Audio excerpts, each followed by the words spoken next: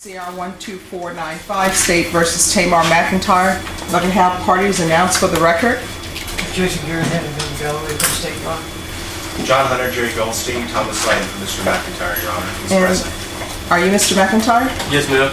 Are both parties ready to proceed? Yes, Your Honor. Yes, Your Honor. All right, if you could state, if you could have your witness just retake the stand.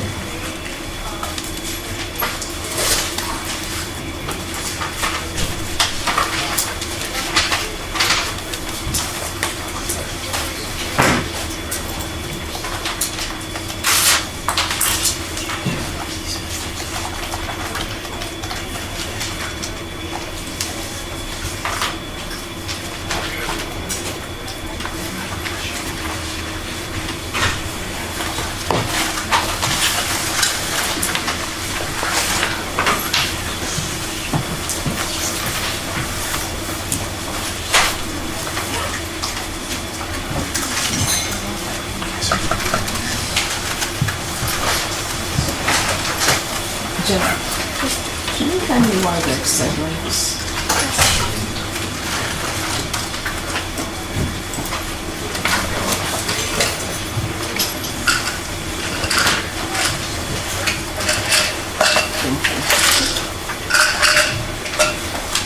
Thank you. Yes. All rise for the jury.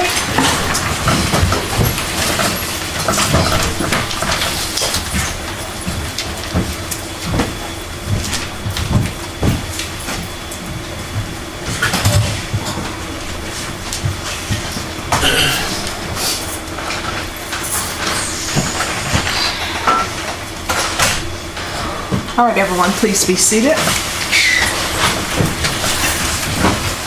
All right, you're still under oath. And if you could just restate your name for the record, please. Joanna Reyes. All right, make sure you keep your voice up so that members of the jury can hear. All right, defense, I believe it's still your witness. Thank you, Your Honor.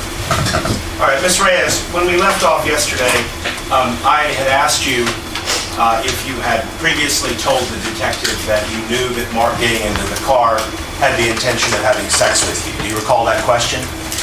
No, sir. Okay, well, let me ask you again. When Mark got into your car, you knew that his intention was to have sex with you, right? No, sir. But that's not what you told the detective, correct? No. You had an opportunity to review your video yesterday after court Yes, sir. in its entirety, Yes. okay? I'm going to call your attention to about 50 minutes and 39 seconds into that. Mr. Lane, get that, cue that for us.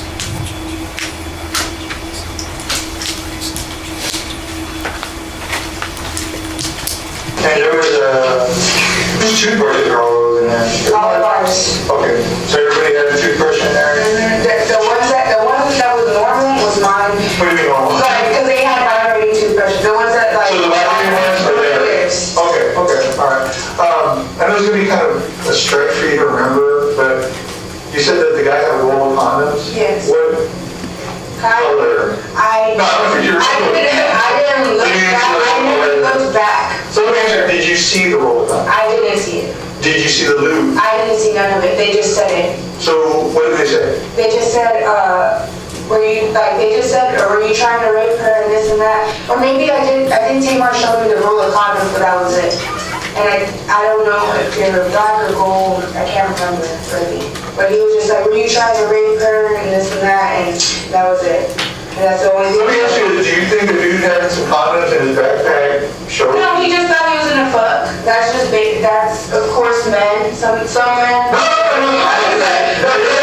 Yeah, but that's of course some men. Like I didn't think that far into it, but that that was just. I didn't even, like I said, I never looked back. I never looked to the side. Nothing. I was scared.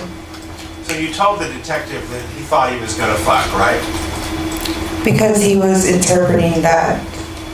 I'm asking you that you interpreted him as having interpreted he was planning on having sex with you, correct? Because he said that. And you saw that there were in fact condoms in the man's backpack after this was all over, I right? never saw anything that was in the backpack. You heard the portion where you said that Taymor showed you the condoms, right? Yes, but I didn't see anything else that was in the backpack. And the reason why Mark thought that he was going to have sex with you is because that's what you led him to believe, correct? Objection, speculation, she can't testify to what. There's nothing speculative about what you previously said. Approach.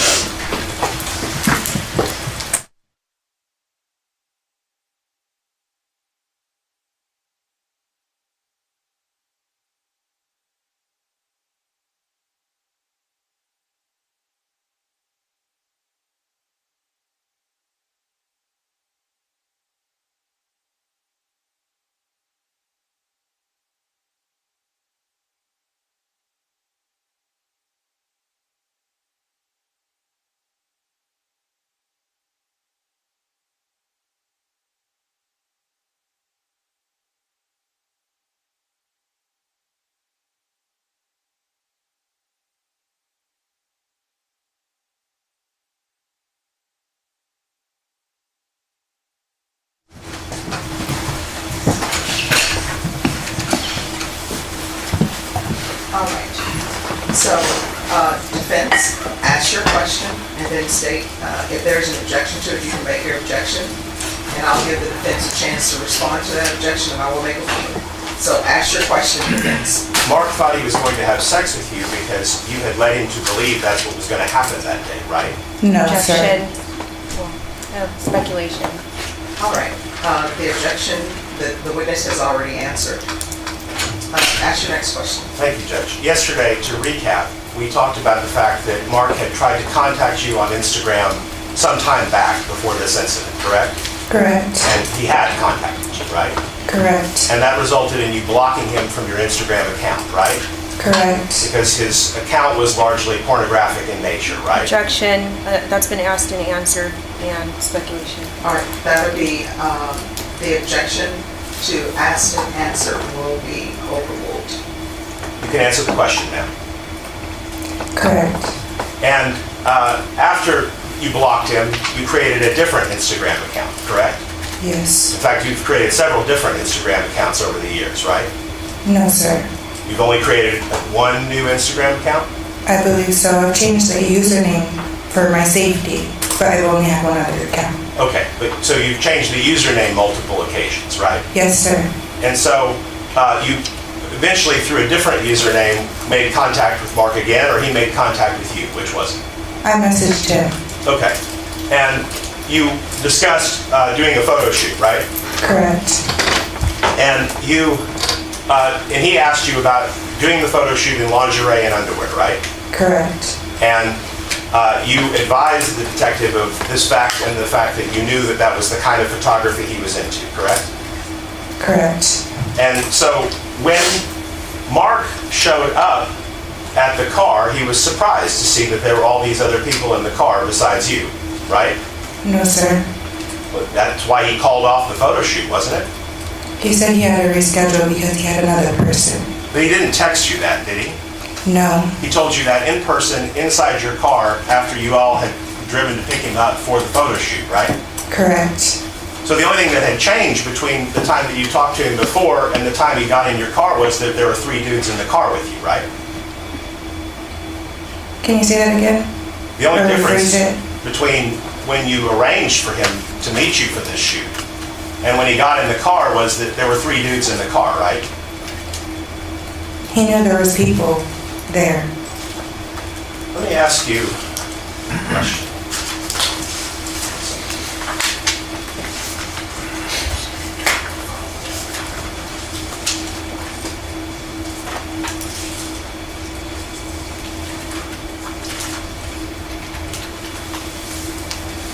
May I approach, Your Honor?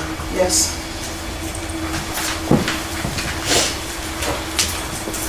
I'm going to show you what I marked as Defendant's Exhibit 10. Do you recognize that photograph? Yes. Who are the people depicted in that photograph? My ex-boyfriend? And you? I Yes. object to relevance, Your Honor. Your Honor, I'm laying the foundation. If I could see the exhibits, please.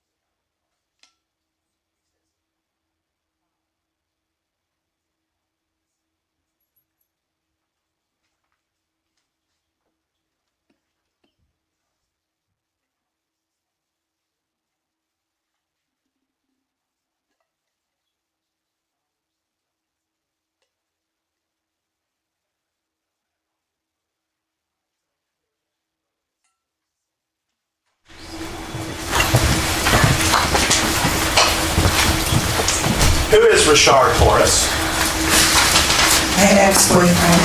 and you were dating Mr. Horace in roughly 2018 until 2021, something like that? Objection, relevance. Sustained. How long were you dating Mr. Horace? Objection, relevance. Sustained. Did you spend time with Mr. Horace after the date, after April 23rd, 2017? Objection, Yes. relevance. That will be overruled. I have to be able to ask I her. said the objection is overruled. Thank you, Judge. So you spent time with Mr. Horace after the offense date of April 23rd, 2017, right?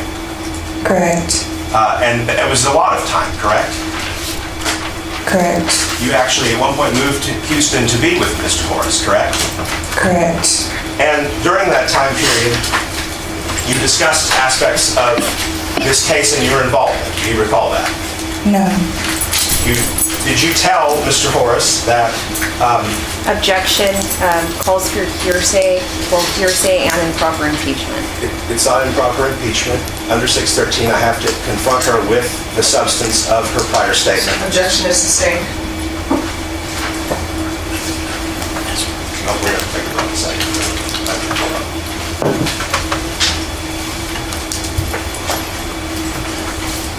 You testified a moment ago that Mark knew that there would be men in the car with you, correct? Correct. But that is not what you told Mr. Horace, is it? Objection, hearsay. That will be overruled. That is not what you told Mr. Horace, is it? I never told him anything besides that I had a case. Okay. You never told Mr. Horace that you intended to get Mark to come for the photo shoot alone with you? No, sir. Now, you testified previously that you did not know Mark except as an acquaintance on Instagram, correct? Correct. But that's not what you told Mr. Horace, is it? That is not true. You told Mr. Horace that you've known Mark since high school, right? No, sir. I knew him because of high school. He was older than us. That's what I'm asking. Because of high school, you knew of him? Of him, correct. And you also told Mr. Horace that he had tried to violate you on a prior occasion, correct? No, I did not. And you also told Mr. Horace that you didn't tell Mr. McIntyre or any of the other people in the car about this past interaction with Mark before getting in the car with him that day to pick him up, right? No, sir. And you also didn't tell Mr. McIntyre or anybody else that you secreted a gun underneath your seat in the car when you went to go pick him up that day, right? That is not true. You also didn't tell Mr. Horace that when he got in the car, you told everybody in the car about the fact that Mark was a pornographer and that he had done creepy things and that he had tried to do creepy things with you while you were in high school, right? I never said that. And you also didn't tell anybody in the car, well, let me back up. You told Mr. Horace that when Mark told you that the photo shoot was called off, there was a demand to look into Mark's backpack to see if he really was a photographer, right? No, sir. And you told Mr. Horace that when you looked into the backpack and there was an examination of this camera, that you found child pornography in it, right? Objection. No, sir. Objection, relevance. Can we Sustained. approach, please? Yes, you may approach.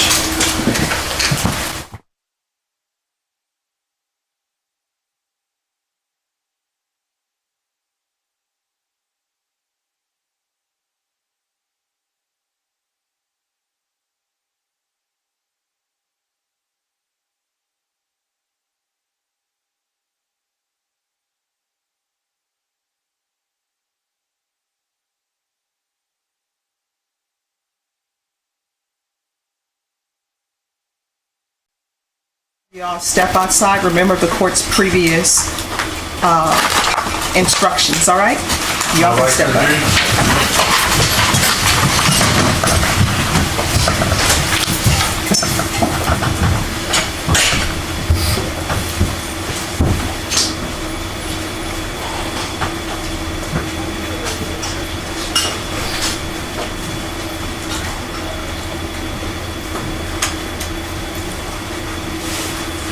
All right, everyone, please be seated.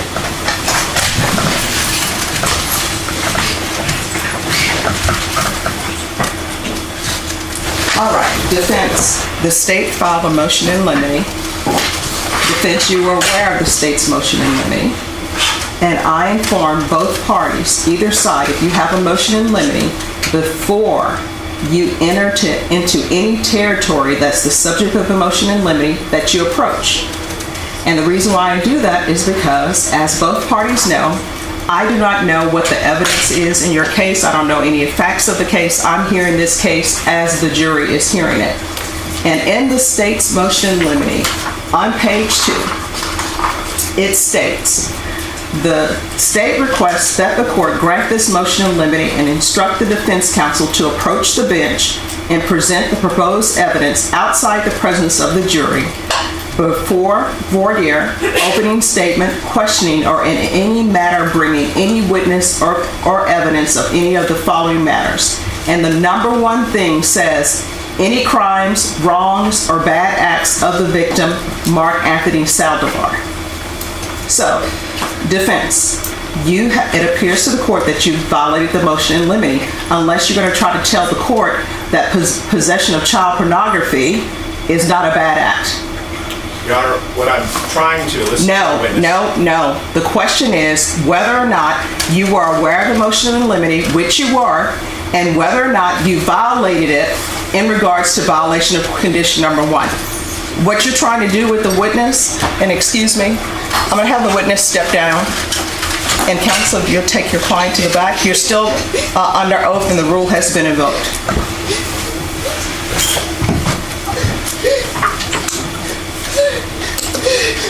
And what I can tell you, unless you have some photos of child pornography that you're saying that the complainant had, then you're just throwing questions out and you're violating the motion in limine. It clearly states that you all are supposed to approach. Now, unless you all think that child pornography is not a bad act, then I don't know why that's a crime. Because if you're saying it's not a bad act, you asked this witness a question and it involved child pornography. Did I hear that incorrectly? You heard that correctly, Your Honor, and I'd like to also make aware to the court yesterday when we approached about my motion in limine, the court specifically regurgitated condition number 1 to defense in regards to the nude photos. Your Honor, I understand that the court is of the opinion we violated the motion. No, not of the opinion. You violated the motion in limine. The motion in limine says that you are to approach before questioning or in any matter bringing any witness or evidence of any of the following matters. Any crimes, wrongs, or bad acts of the victim, Mark Anthony Saldivar. And you're asking this witness about whether or not he had child pornography or something in his camera. The court considers that a bad act. Your Honor, to be clear, the questioning of the witness is intended to establish whether or not she previously made these statements. They're not being offered under Rule 613 for their truth. They're being offered for what she said to another individual. You are still, what you're questioning her about is a bad act that she said that was the bad act of the complainant. And that's a motion in limine. And you all should approach before you do that. You violated the motion. The court is finding that you violated the motion in limine. And the only question now is how is that corrected? Because nobody approached the court to say, I'm going to start asking questions that is related to number 1 to the state's motion in limine. I understand the court's ruling. I've given my explanation for it. As far as a remedy is concerned, the court will do as it sees fit. I understand. Oh, no, I am. But you're still, it appears to court, acting as though you haven't violated number 1, and you have. You violated that motion in limine. Your Honor, and I can tell you, yes, counsel? I think we're slightly, we understand the court's ruling. However, I do want the record to reflect, at least, that what we're asking is what the witness's previous statements. We are not accusing anybody of anything, and we're certainly not trying to accuse Mark, and we will be happy to explain to the jury. It's still a violation of the motion in limine. Hypothetically, if somebody were to ask for any defendant, not just your defendant, if somebody were to ask a witness on the stand, hey, by the way, and didn't you tell somebody else that the defendant had possession of child pornography, the defense would be objecting because it's a violation of the motion in limine. It's a violation of the motion in limine in fact and in spirit. Well, it is intended because this witness gave a number of prior statements. One to a police officer during an interrogation, which was video recorded. Another under oath before another judge in a different courtroom. But here's the thing: it doesn't matter to the court. What matters to the court is that it's a bad act, and all you all had to do was approach the court. I would have heard it, what you are seeking to get from this witness, and I would have made a ruling on it. But instead, you have people who are violating rules, and I'm finding you violated the motion in limine rule. It's not supposed to be brought up until it's brought up to the court outside the presence of the jury. Now, what you have done is by bringing this up, I don't know if the jury's going to believe he was in possession of child pornography or not. I don't know if he was in possession of child pornography or not, because nothing has been presented to the court, and all you all had to do was approach the court and say, Your Honor, I believe we're going to go into number one of the state's motion in limine. And you know what I would have done? I would have had the jury step out, and I would have said, okay, what's the issue here? And you would have told me that, and I would have made a ruling. I believe this came up yesterday. No. Yes. Not the possession of child pornography. The question of photographs on the camera of nudes. Right. That's it, of nudes. And when we were here at the bench, I even told to say, okay, he has nude photos, allegedly. I said, how is that a bad act? Having a nude photo is not necessarily a bad act. I see. And both parties said, yes. Mr. Hunter, yes, Judge, you're right, it's not a bad act. And then we go a step further today, and now it's possession of child pornography. And I'm not going to allow you all to ask that question, and I'm going to instruct the jury to disregard. We understand, Your Honor. We understand. And there are some additional matters that she spoke of that have nothing to do with nudity or pornography. And what would that be? Your Honor, I don't believe that any other bad acts or potential bad acts of Mark Anthony Saldivar will be discussed other than those things which were discussed in opening statement related to the I'll determine whether it comes in or not. And you know why I'm going to determine whether it comes in or not? Because there was a state's motion in limine that says any crimes, wrongs, or bad acts of the victim, Mark Anthony Saldivar, you're to approach beforehand. And I need to make a ruling on whether or not it's relevant and whether or not it should be admissible. That's me. That's my job. I understand your... So what other acts or what other bad acts that you feel, crimes, wrongs, or bad acts of the victim, Mark Anthony Saldivar, that you feel this witness is going to be questioned about? I can tell the court that it's going to be, and I don't know if there will be disputed or not, that he damaged the vehicle. I guess that could be considered a bad act. I want to... Well, with regards to the damage of the vehicle, allegedly, it said that he put his foot through the glass of the vehicle. That's a part of this whole alleged offense and the offense date. So, counsel, you all know that if there's evidence that's going to come in that he damaged the windshield, that's already in through other people. Right, and the issue of what she said with respect to that to our client, she says that she didn't say anything, that she looked straight ahead, didn't look to the side. All right, so here. May I just finish? We're getting off track. We're with the bad acts. Well, I'm going to suggest that she has told people, and I believe if she says that's correct, that I never said anything other than that to Mr. McIntyre, part of the race just of the offense. If she said something other than what she told the police officer, I believe that's a prior inconsistent statement, or entitled to ask her about it. It has nothing to do with pornography, sex. Anything else? Counsel, I'm not challenging anyone on inconsistent statements. Okay. I'm not challenging anybody on that. The court knows the rules of evidence. What I am saying is, there's a motion in limine. And I think it's safe to say, for the people who have been practicing even a year, that you know you're not supposed to violate motions in limine.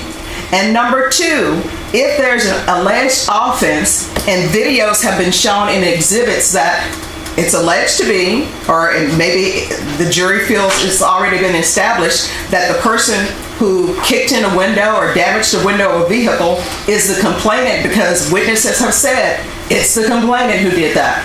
So you all know, questioning the witness about that, that's really not about the motion in limine. The motion in limine is about your co-counsel violating it. My able co-counsel, I can tell you if I can get 5 seconds, I believe he will go into next the matter of what was said that precipitated the fight. right, And I don't think it's about anything, and I think we're entitled to ask the witness. Let me just tell you, Yeah, you violated the motion in limine. we got that. You will not ask this witness any questions about child pornography on a camera unless you have We agree. proof that there's child pornography on a camera. Well, by the way, we do have proof of that, and it was a legitimate question. However, for the court's ruled on it. That's not what I'm discussing. I'm talking about what we're going to do next. And while I can't look into his mind, I presume since the court has ruled on it, we can make a bill later, but we're not going to do anything in front of the jury. However, I do believe conversations, what she tells the police officer, what she tells the judge, if there's somebody that says you said something else, I believe that's fair game, that's impeachment. And all I don't want to do is, we shouldn't have to have the hearing like this before we ask every question. No. And if it doesn't involve child pornography or some extraneous offense, I think we're entitled. No, you all have to have a hearing because it's a part of their motion in limine. You can't just. It's not an offense. Here's.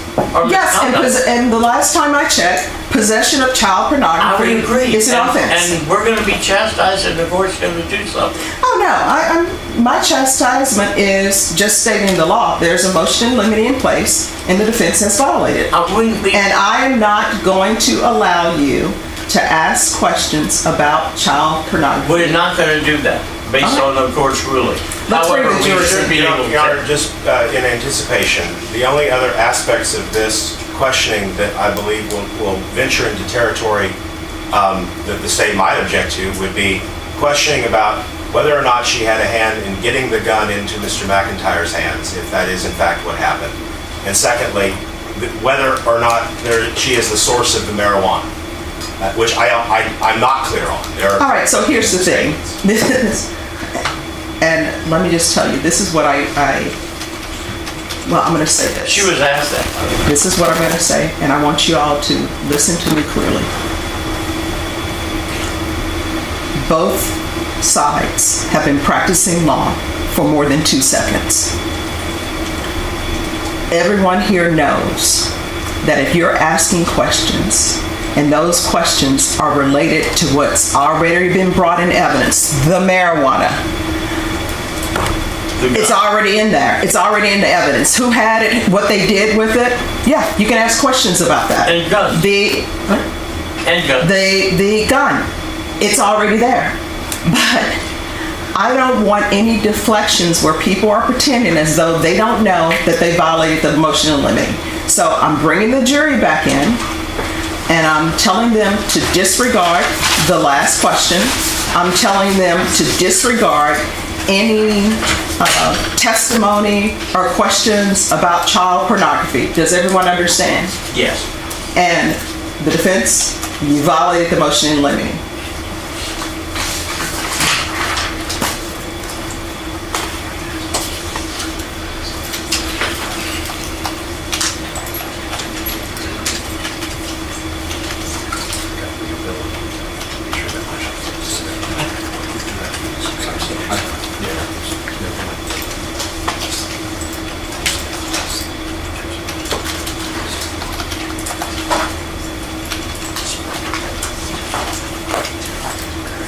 Oh, if you could have your witness take the stand, please.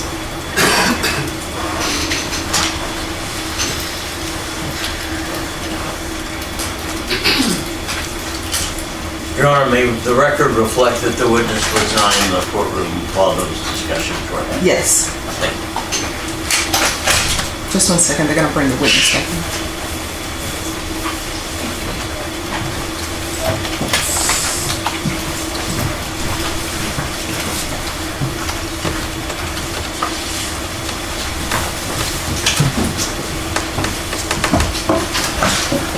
All right, you can bring this yours in. All right, for the jury?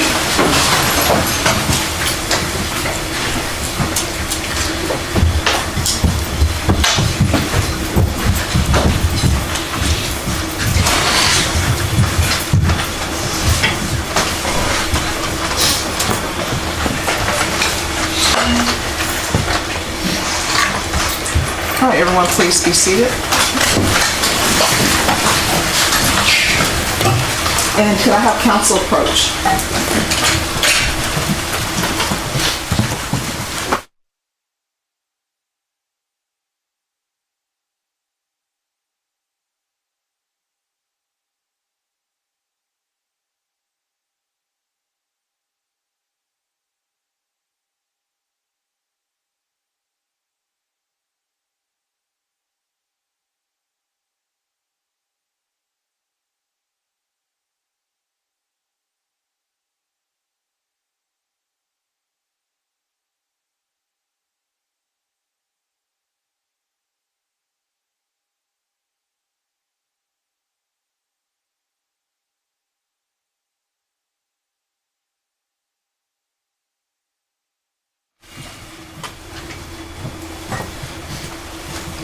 All right, ladies and gentlemen, the last question that mentioned the words child pornography, you are to totally disregard that question. Does everyone understand?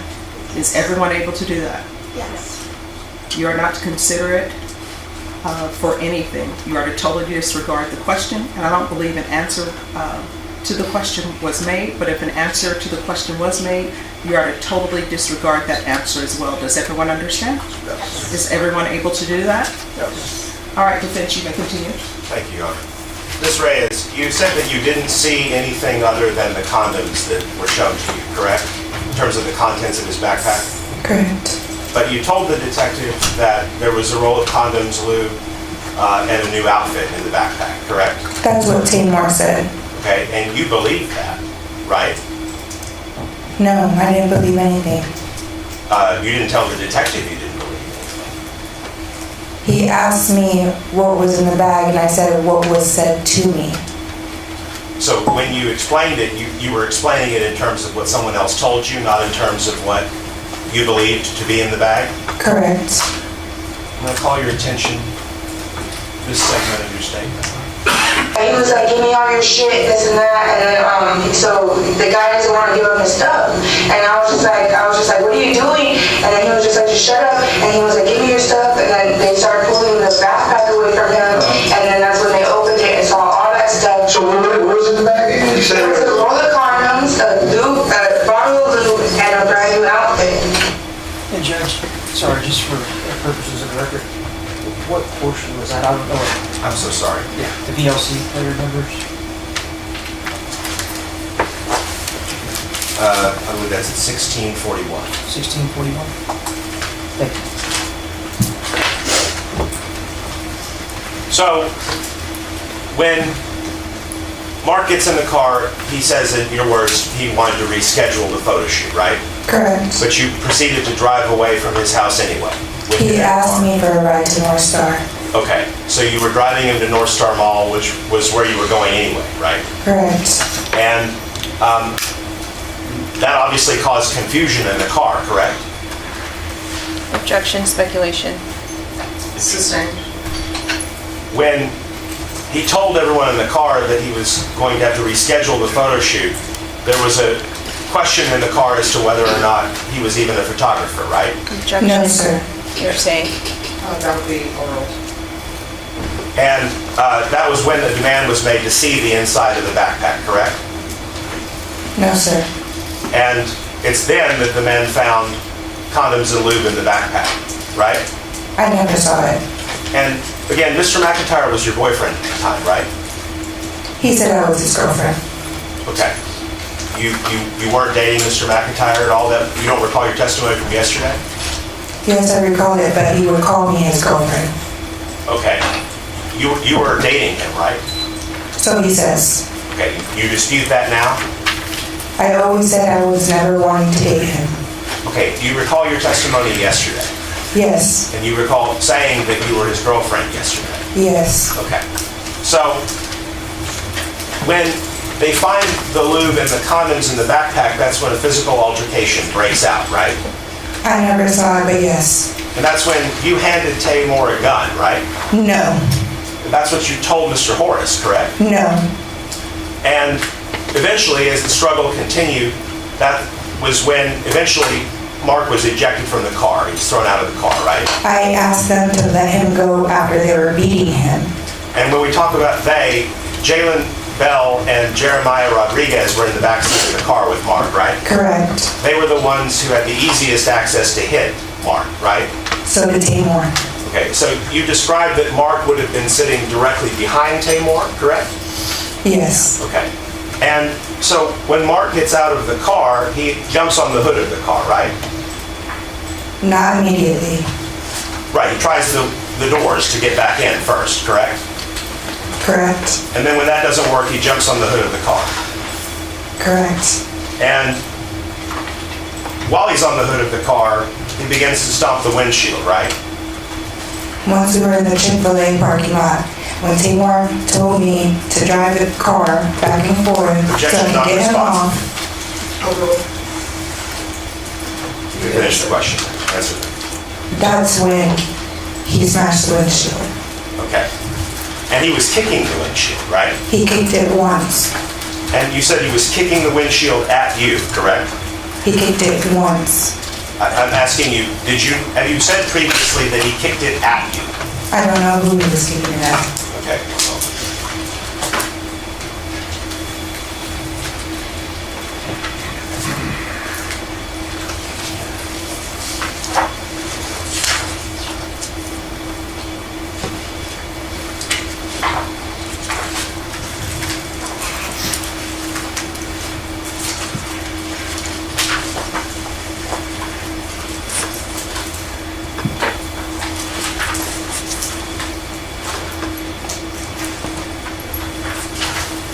I'm going to call your attention to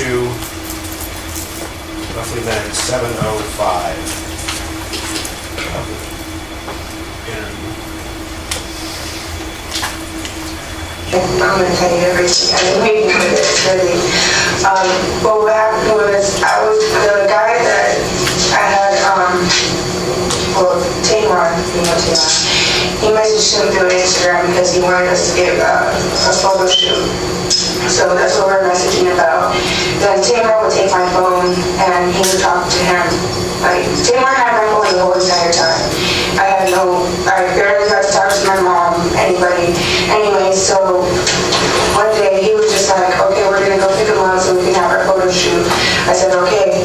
So we went and picked him up. He asked me if I could just give him a ride to North Star, and I was like, okay, that's fine. And so we were going, and out of nowhere, we were at a stoplight, and Taymor takes out a gun and tells him to give him everything. I didn't know this was going to happen. I swear on everything, I didn't know this was going to happen.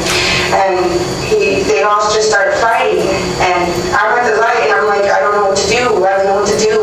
And I was like, please just let him out, just let him out. And they're pushing him out. And I think Taymor took out his backpack and opened it and took out everything inside of it. And what we found was a roll of condoms, a bottle of lube, and a whole brand new outfit. So he was like, just get him out of the car, get him out of the car. So they were pushing him out of the car, and he was like, no, I'm not going anywhere. And he was trying to get back in the car, and they were trying to push him back out. And the light was still red the whole entire time. And I was just there like, I don't know what to do, I don't know what to do. And Taymor was just like, shut up, shut up, shut up. And then I was just like, okay. And I was just at the wheel. And then they were pushing him out again. The lights finally turned green. I was like, okay, this is my chance to get away from this dude. So, and then he jumps on my hood.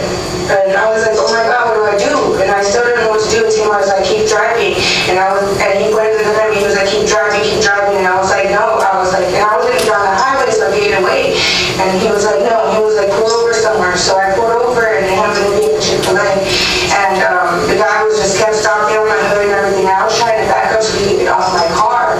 And I didn't know what to do. Like, I really was just going back and forth because I didn't know what to do. And then the guy said something and he tried kicking me through the windshield. And then that's when Taymor did that. What did he do? He shot him. So you told the detective that he was kicking at you through the windshield, right? Correct. And you also told the detective that you said, we found condoms and lube in the backpack, right? I said that, but I never saw it myself, and I made that clear afterwards. And in the course of that, roughly slightly after 8 minutes and 25 seconds into it, you say the phrase, and he pointed the gun at you. And I just want to get a sense of this. During the exchange, when Mark is on the hood of the car stomping, you told everybody in the car that you thought he had a gun, right? No. That's what you told Mr. Horace, though, right? No, I didn't. And that you were yelling, he's got a gun. No, I did not. That's when Taymor shot him, right? No.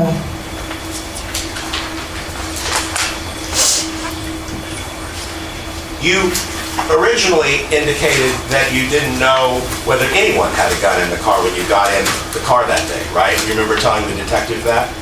I said that Taymor and Jalen always carried a gun. Okay, so you don't remember telling the detective that you didn't know anyone had a gun when you got in? No.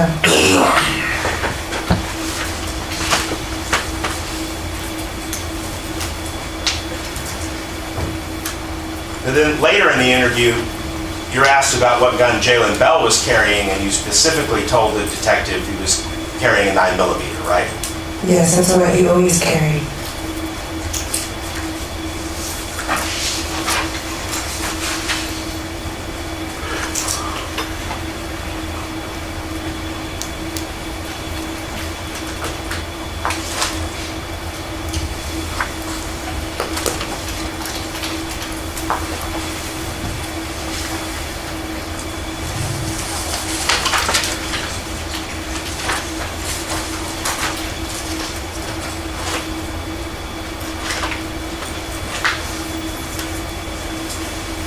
After the shooting, as you're driving away, Jalen Bell had the backpack, right? I don't know who had the backpack. And you know that it was Jalen Bell who threw Mark's cell phone out of the car, correct? So he said. Okay, you didn't believe that? I never saw it. Did you tell the detective that Jalen threw the phone out of the window? Correct.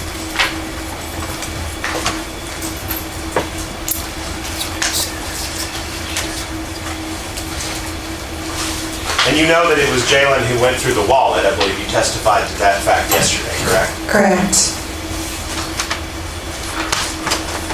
Now, I want to get something clear. You testified that Mark got into the car with a backpack and a camera. You recall saying that? Correct. Was the camera in the backpack, or was it separate from the backpack? I never saw. You never saw a camera? I knew he had a camera. He's a photographer. But you say you didn't see it? I didn't see if it was outside the bag or in the bag. Okay.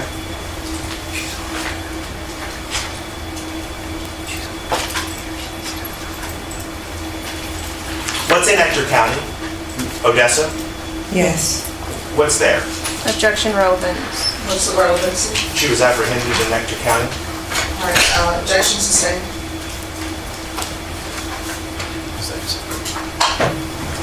Where did you go? Where were you when you were arrested for this? Odessa. Okay. Why did you go to Odessa? Objection relevance. Overruled. Kayla's friends took me over there. Okay. Which friends? Deja and Keon. Okay. They gave you a ride? Yes. Did you have any family there? No. You have any connections there? No. Okay. After this incident, and after Taymor and Jalen left Jeremiah's house, you never saw Taymor again, right? No, only through FaceTime. Okay. But you often told others that you were unable to get a hold of Taymor on FaceTime, right? Not true. Okay. You weren't upset that Taymor wasn't responding to you or answering your phone calls? Not at all. Do you remember that you were at one point concerned that you might be pregnant and you were trying to reach him and you couldn't get a hold of him? No, they were manipulating me to think that I was. Okay. You're referring to who when you say they? Kayla and his dad. Okay. You don't remember the night that Desiree found out she was pregnant? Objection relevant. It goes directly to what she's testifying to. Sustained. Do you not remember telling Desiree and Kayla that you thought you were pregnant? No. You don't remember Kayla and Desiree encouraging you to take a pregnancy test so you know one way or the other?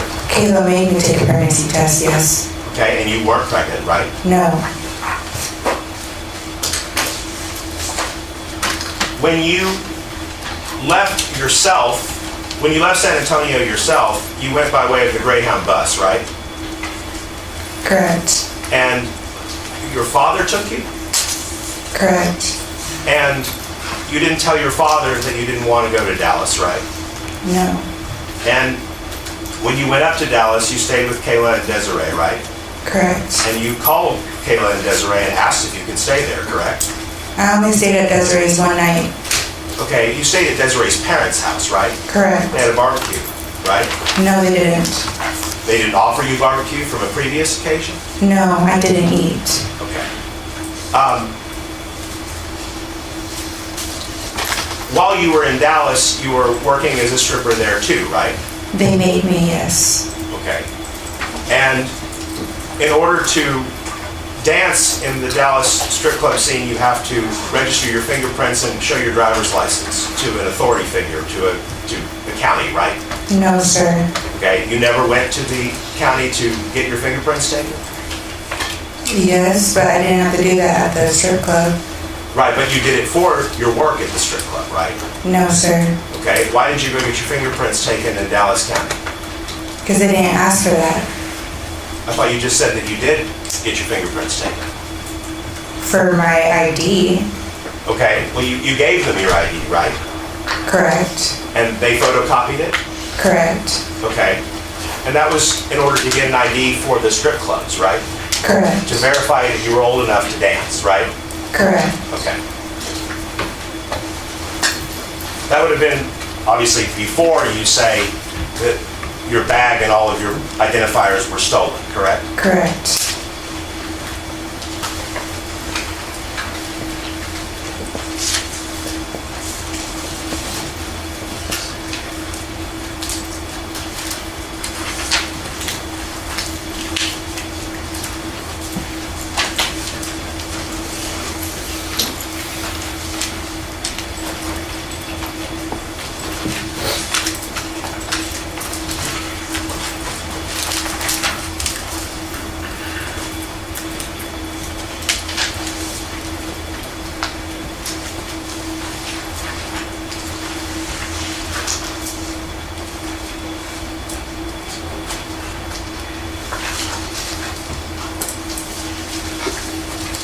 When you were interviewed by the detective, you indicated to the detective that there might have been some problem in your family with you dating an African-American man. Do you remember that? Objection relevant, Your Honor. Sustained.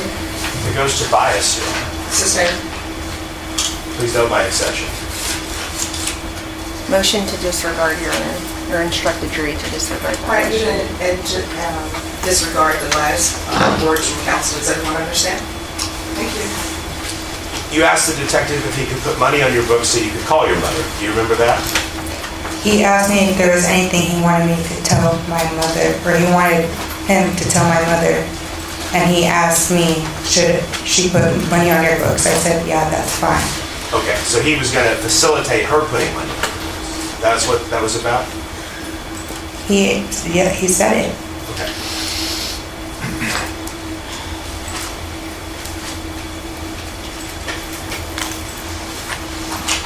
Do you remember the day that you pled guilty to tampering with evidence in front of Judge Contreras? Correct.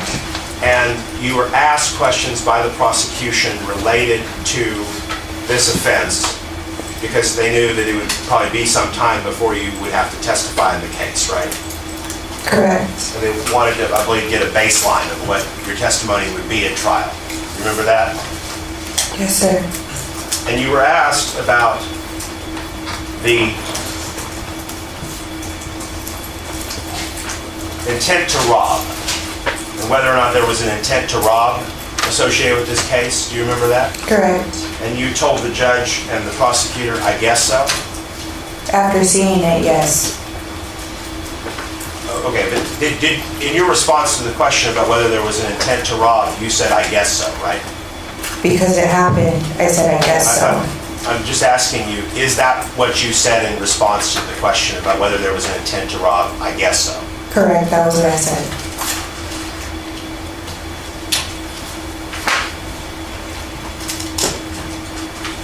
And you don't remember how many gunshots were fired, right?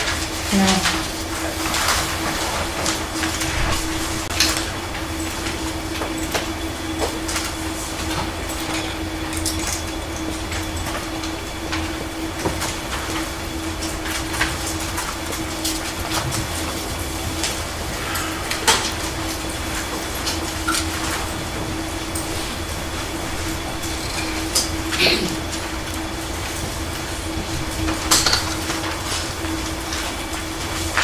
So, at that hearing where you were testifying in front of Judge Contreras, you indicated that you barely knew Jeremiah, right? I only knew him because of school. But you did attend school with him, right? Correct. So you had known him for a long time. I knew of him. Okay, but you had interacted with him before. Not like that. Okay, I mean, when you say not like that, what you're saying is you hadn't previously been driving around town with guns and drugs in a car, right? No. But you've seen him in school, you've talked to him on multiple occasions, he's been to parties that you've attended as well. I only saw him and hung out with him the time that we were at the gathering and after that. Well, you knew that Jeremiah sold marijuana, right? Yes. You knew that Jeremiah carried a weapon, right? Yes. You knew that Jeremiah was a photographer himself and had his own camera, right? Yes.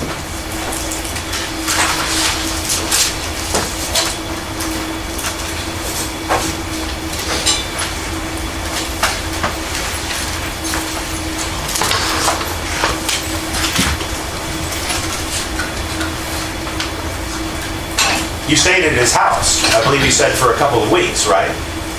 It felt like a couple of weeks. Well, how long was it in actual fact? I couldn't know the time frame because we were always moving places. Okay, so you just can't commit to how long you were there. No, but it felt like a long time. But then it was more than one night, for sure. Yes. Okay, when you say a couple of weeks, is that an estimate? Yes.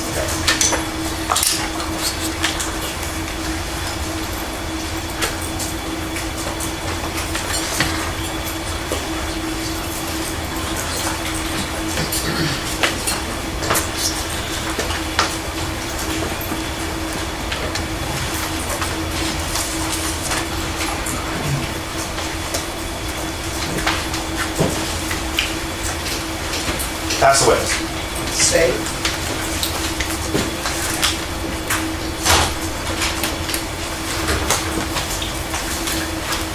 If I could have a moment to get the screen set up.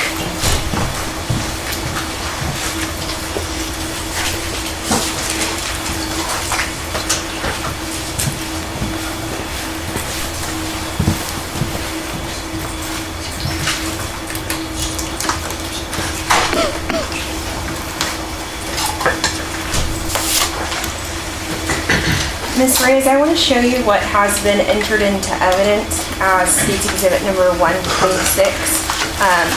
This item that I'm pointing at, do you recognize what it is and who it belonged to? The slides. And who did those slides belong to? Taymor. Okay. Now, I want to talk to you about your interview with Detective Juarez back on September 5th of 2017. During that interview, did you inform Detective Juarez that you had told Mark Saldivar that you would be with at least 2 friends? Yes, Okay, and just going back to when you told Mark Saldivar that you would be with 2 friends, why did you say that? because I wanted to make him aware of who I was going to be with. Okay, and when you showed up, you were with 3 friends. How did that third person get into the picture? Jeremiah decided he wanted to go. Okay. Can you please describe to the jury the relationship between the defendant and Jalen Bell? Weird. Were they friends with each other? Best friends. Okay. Did you observe them staying together? Yes, And would you observe them together frequently? all the time. And, okay.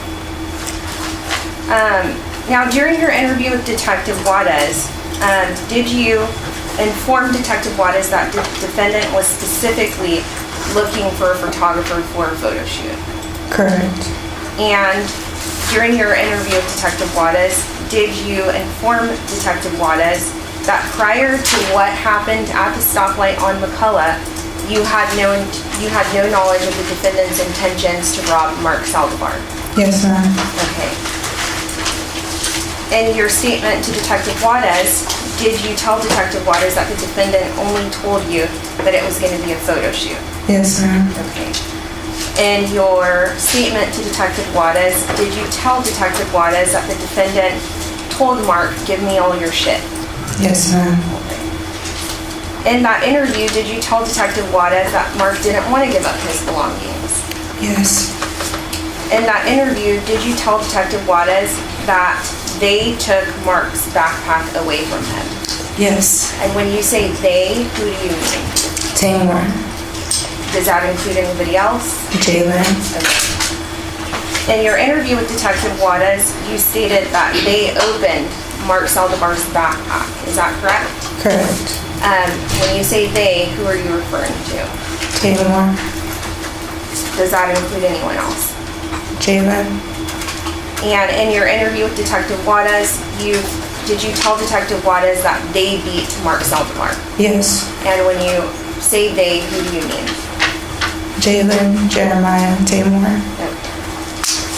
In your interview with Detective Juarez, did you tell Detective Juarez that they threw Mark Saldivar out of the motor vehicle? Yes. And when you say they, who are you referring to there? Jalen. Now, in your interview with Detective Juarez asked you if Mark Saldivar was in possession of any weapons. Is that correct? Yes, ma'am. What did you tell him when you had the interview with him? No, that he didn't look like a boy that would have weapons. And in your interview with Detective Juarez, you further stated that you didn't believe that the defendant was acting in self-defense. Isn't that correct? Objection, Your Honor, calls for ultimate opinion on a legal. He's opened the door, Your Honor. All right, that will be sustained as to entering the province of the jury. And I ask the jury to disregard the question and the answer.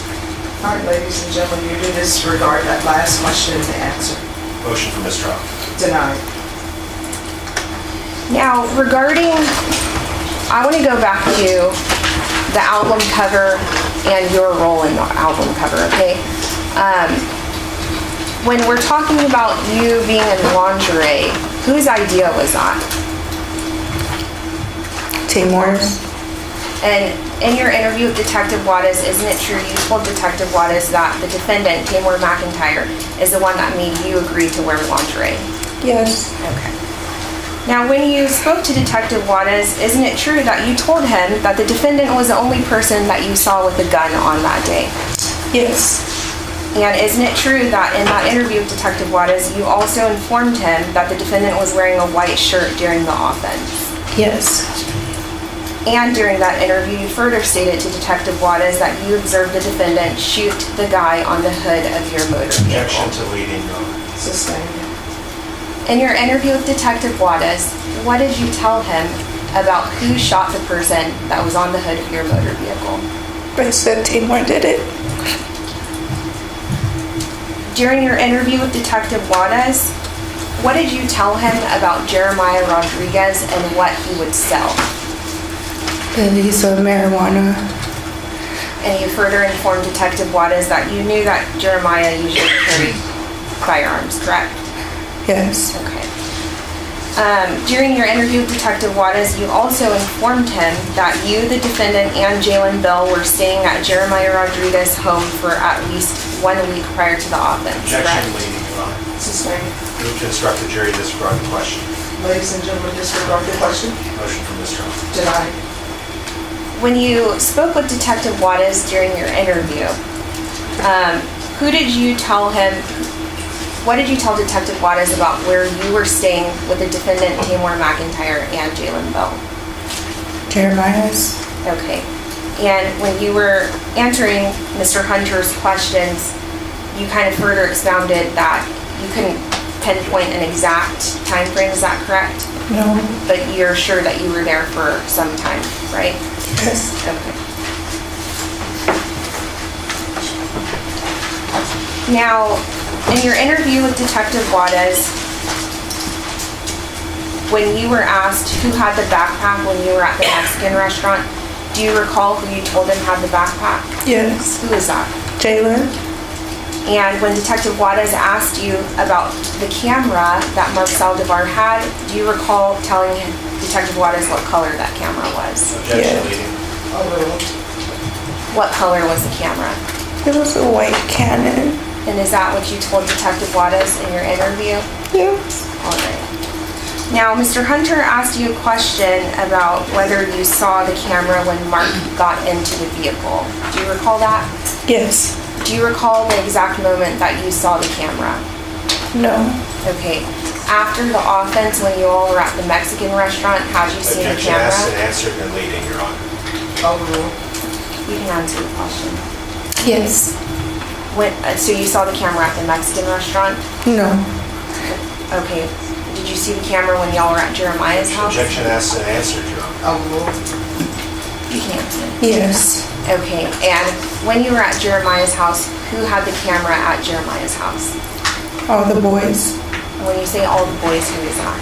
Jalen, Jeremiah, and Taymor.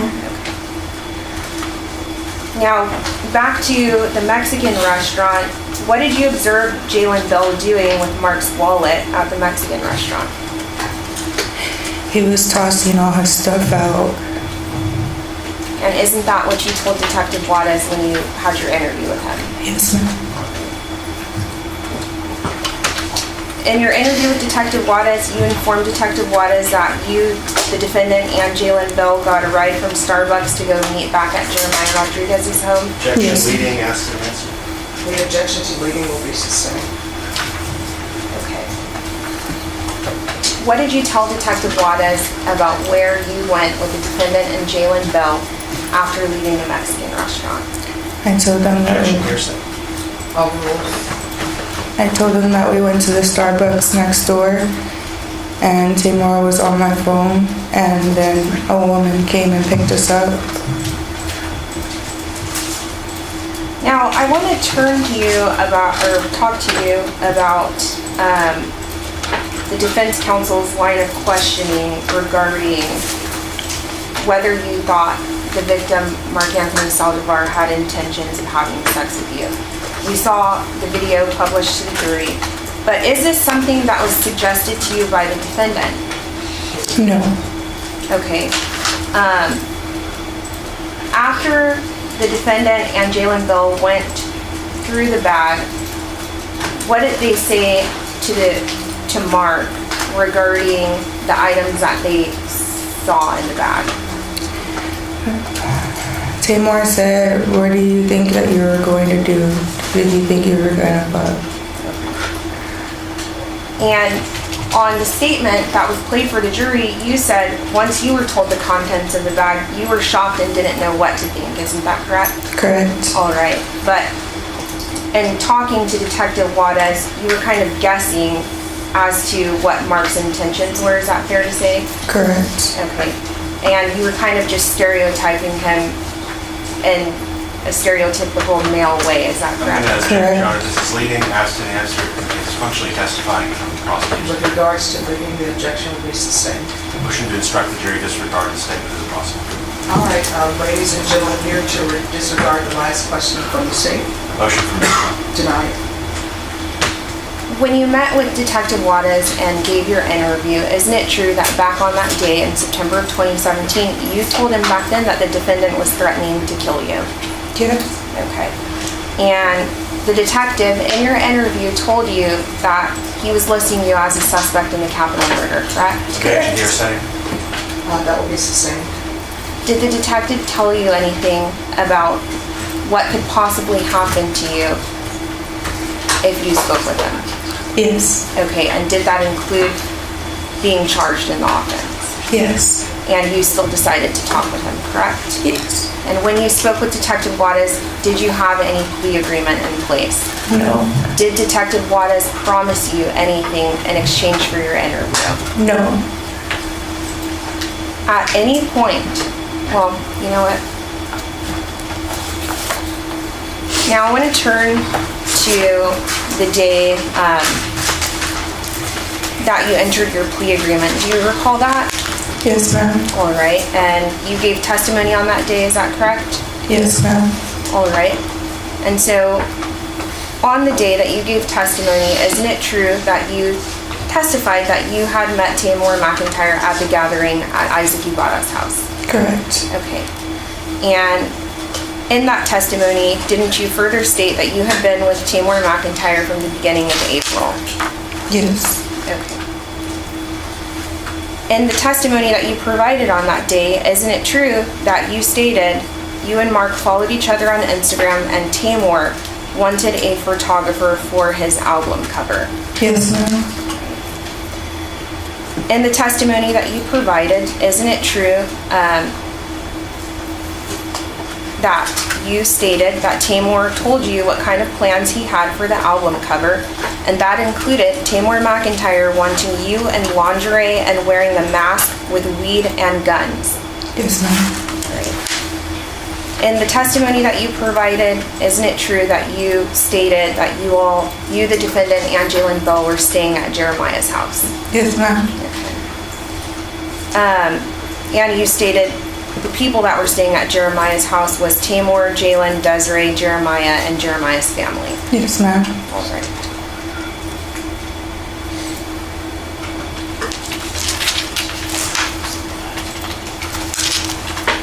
Okay, and the testimony that you provided, you stated that you were the driver of that black Kia Forte, correct? Yes, ma'am.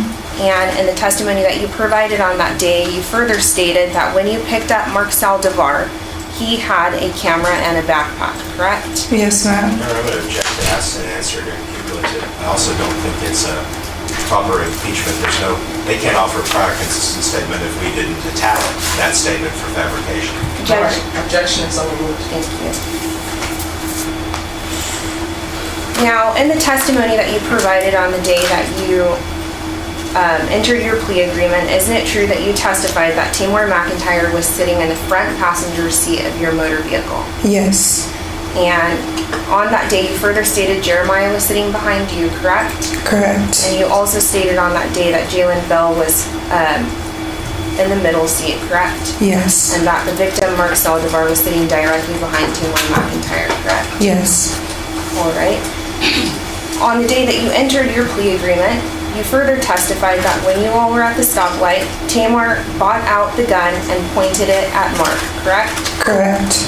You further stated on that day that when Mark didn't want to give up his bag, immediately Taymor started hitting him with the gun. Correct.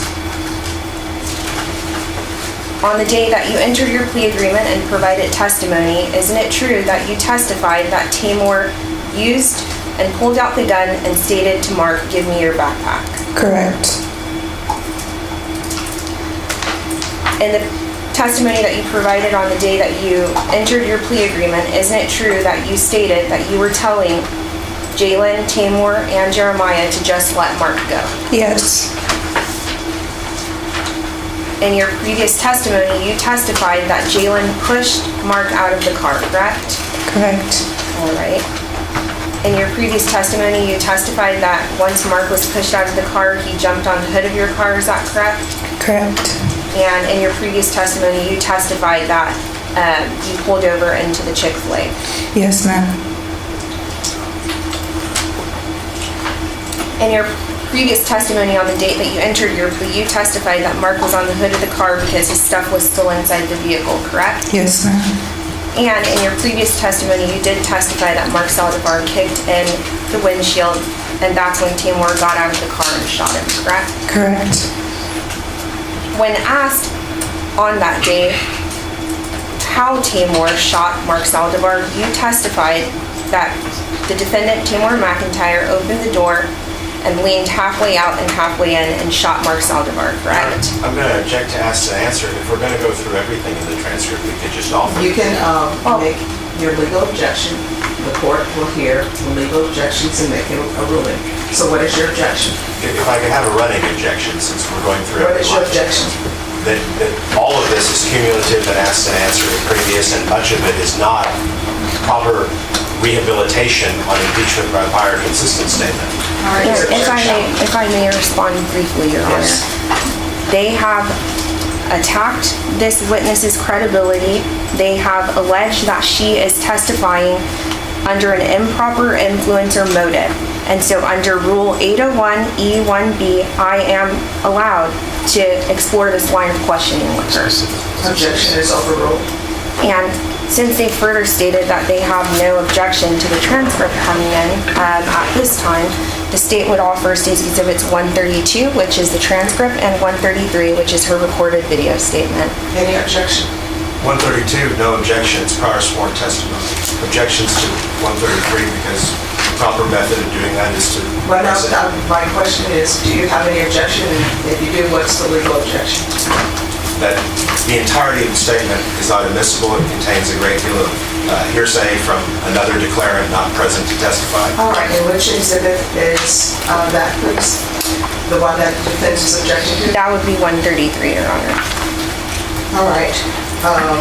Defense states that there's hearsay in 133. Any response? If he'd like the detective's questions for DACT, I can do that over a break and offer. All right. With regards to State's Exhibit number 133, defense's objection will be sustained. And what is the other exhibit number, please? 132. And defense, you have no objection to 132? No objection. All right. State's Exhibit number 132 is admitted without objection.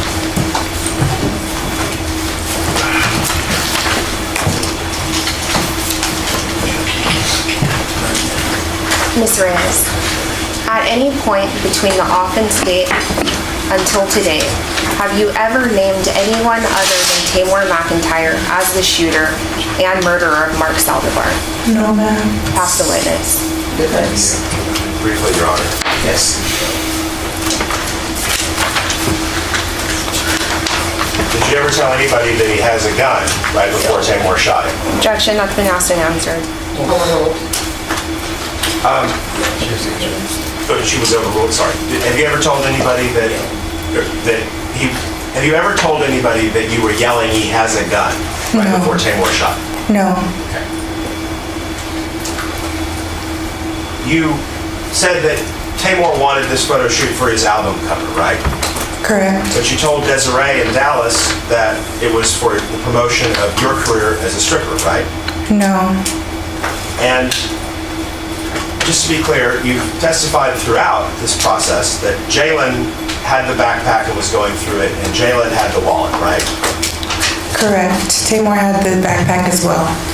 And you told the detective that Jalen threw the phone at him. That's what he said. Okay, but that's not how you told the detective, right?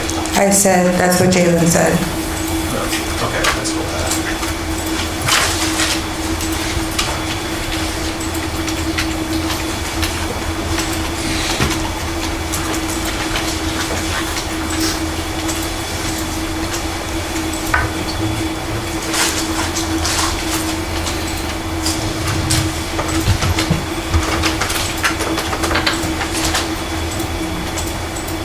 Call your attention to minute 3619.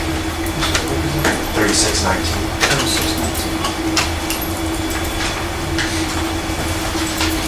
Oh, sorry, Thomas, can you?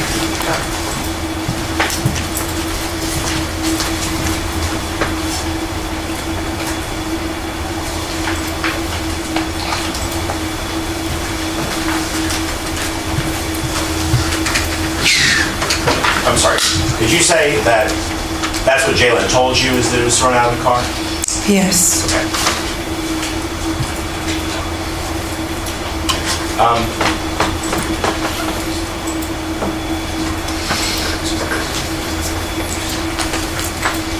You told the detective that you had no plan to rob Mr. Saldivar that day when you got in the car to go pick him up, right? Correct. And your judgment of what Taymor and the other men in the car did is then based on their actions, not their words, right? To you.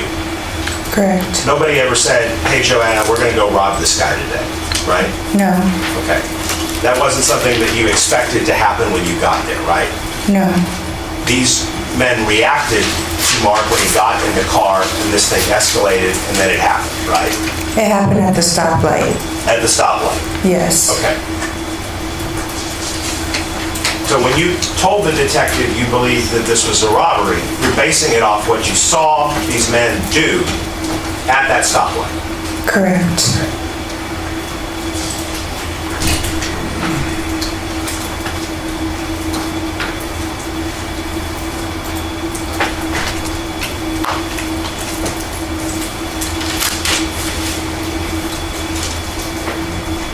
And so, the very beginning of our questioning yesterday, you and I were talking about the fact that Mark had contacted you previously on Instagram, you blocked him, and then you made contact with him again, right? And that you were discussing this photo shoot with Mark, right? Correct. And in that conversation, you weren't telling Mark that it was about the album cover, was it? I don't remember texting him much. Taymor would text him as well. Okay, but you definitely had conversations with him, right? Yes. And all of the conversations were on your phone, right? Yes. So let me ask you this. Did you give the police your phone? No, because Caleb broke it. Okay. So you didn't have a phone to provide the police? No. Okay. Did you have the broken phone to provide the police? No. Okay. Did you give the police your account information to log into Instagram? Yes. Okay. Did you give the police account information to log into Snapchat? Yes. Okay. So you don't know what happened to those things? No. Okay. Were you given any Instagram messages or Snapchat messages to review in preparation of your testimony? No.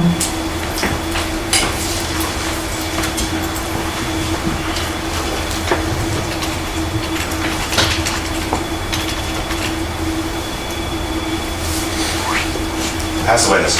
No further questions. Is this witness excused or subject to recall? He's by the state relevant. Subject to recall. All right, the rule has been invoked. You're not allowed to discuss your testimony with anyone during the pendency of this trial. Make sure that you're available in case someone, either the state or the defense wishes to recall you. Yes, ma'am. All right, you may step down. Thank you, ma'am. All right, ladies and gentlemen, we're going to take a brief recess for you all. And I'm going to have you all to come back at 3:25. Remember my previous instructions, you're not allowed to investigate anything about this case. You're not allowed to start deliberating amongst yourself. Everything that you need to know about this case is to come from the courtroom. Does everyone understand? All right, everyone, please rise for the jury.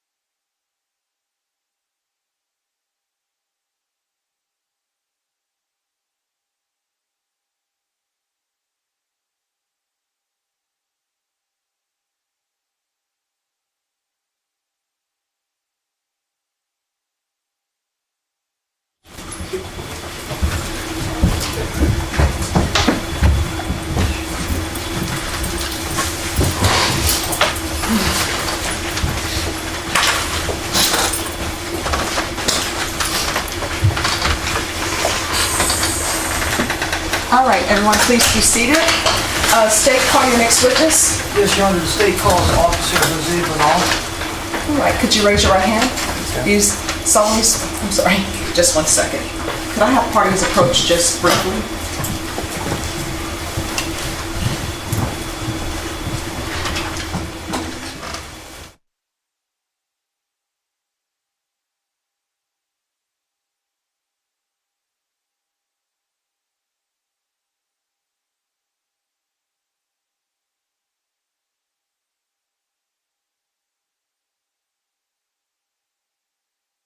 Do you solemnly swear and affirm that your testimony will be the truth and nothing but the truth, so help you God? I do.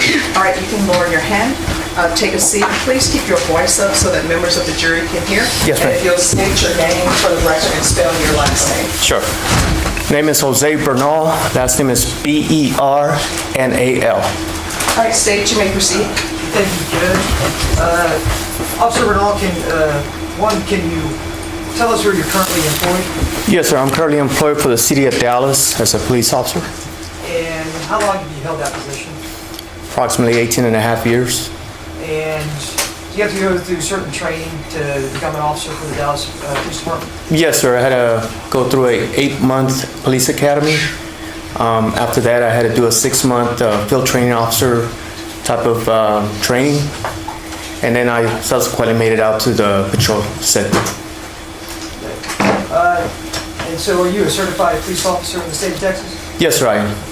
I'm going to go ahead and ask you, were you a police officer in the Dallas PD on May 7, 2017? Yes, sir. And were you dispatched to a scene at approximately 4:55 a.m. in the morning? Yes, sir, I was.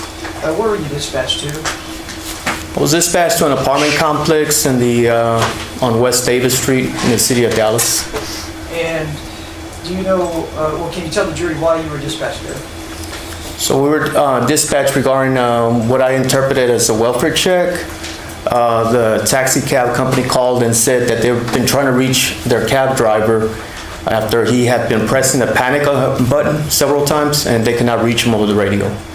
And did you have anybody with you on this night? I did, sir. I had a fellow officer with me. And what officer was that? It's Officer McComas. And were y'all, I guess, riding together, or were y'all riding separately? We were riding together, yes, sir. And did y'all make this scene? We made it out to the scene, yes. And when you made it to the scene, what did you do? So we did observed a white van, taxi type of style van, parked within the apartment complex, and so we made contact with the driver to check on his status. And we made contact with the driver. What did you do after that? So she's like, "Hey, buddy, are you okay?" And basically the driver responded saying, "Yeah, this guy owes me $55, and his buddy hasn't came back to pay me." And you sort of motioned with your hand, like a thumb, motioning towards your back. Was that what the driver was motioning towards you? Yes, sir, indeed. We didn't even know that the taxi cab had an occupant, a rear occupant, until he kind of hinted. And did you ever make contact with this occupant? We did. And how did you make contact with this occupant? So the sliding door on the driver's side, on my side, opened up. I believe the taxi cab driver pressed the button, but it automatically opened up, and that's when I saw the subject sitting second row seat. The second row seat in the van. And what did you notice about this occupant of this van? So this occupant appeared to be impaired. I'm not sure if he was half asleep or impaired. He was clearly impaired because you could tell he wasn't completely in a sense. And did you make actual contact with this individual? Yes, sir, we did. And did you speak with this individual? We did. And did you ask him about if he had the money to pay the taxi cab? We did, yes, sir. And did he notify you of whether he had the money or not? He had no form of payment. And at that point, did you try to identify the individual?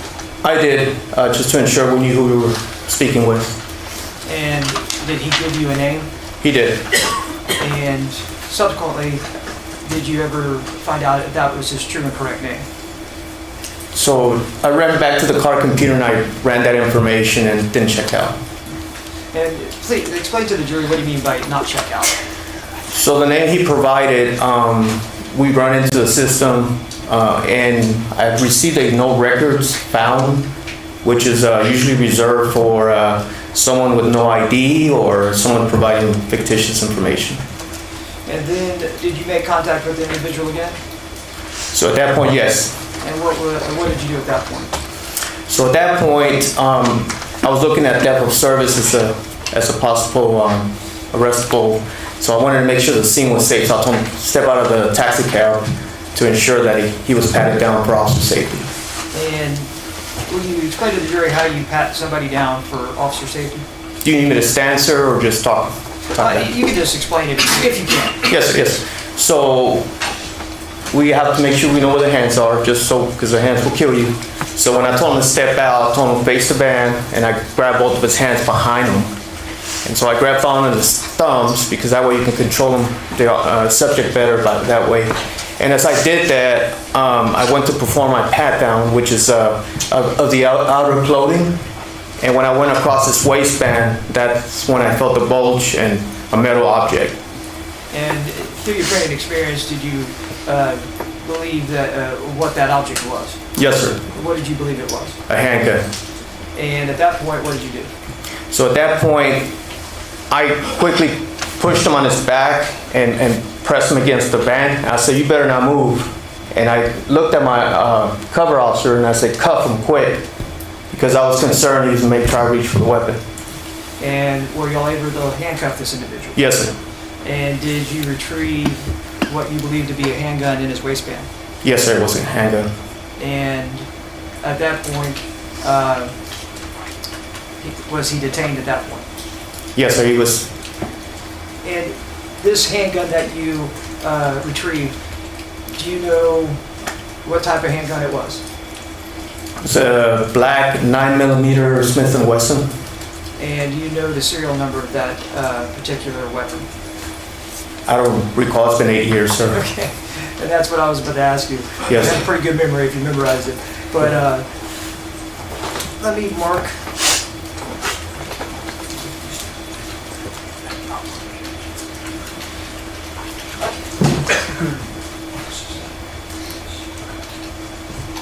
I'm going to show you what's marked State Exhibit number 34. Can you just flip through that and tell me if you can identify it? Yes, sir.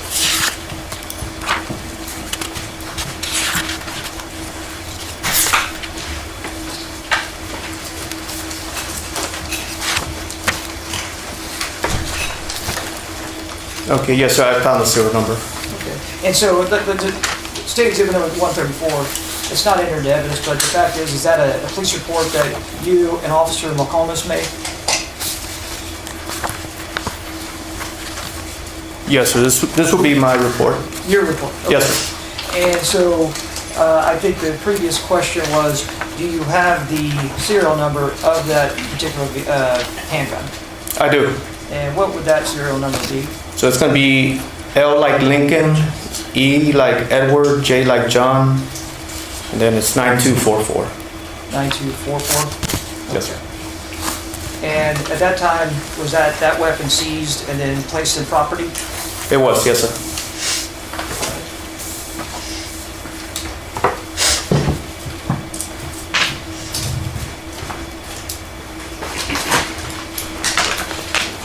I'm going to show you, that's going to mark State Exhibit number 135. I'm going to ask you if you can cut that envelope open, please. Anywhere? Here? Anywhere, yes. And defense, if you need to move about the courtroom, move about the courtroom. Thank you, Your Honor.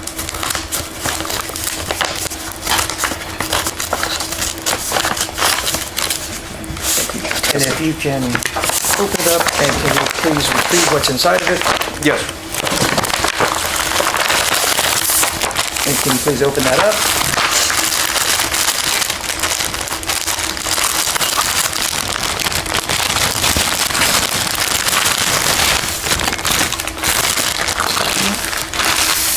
And can you please go ahead and open that bag?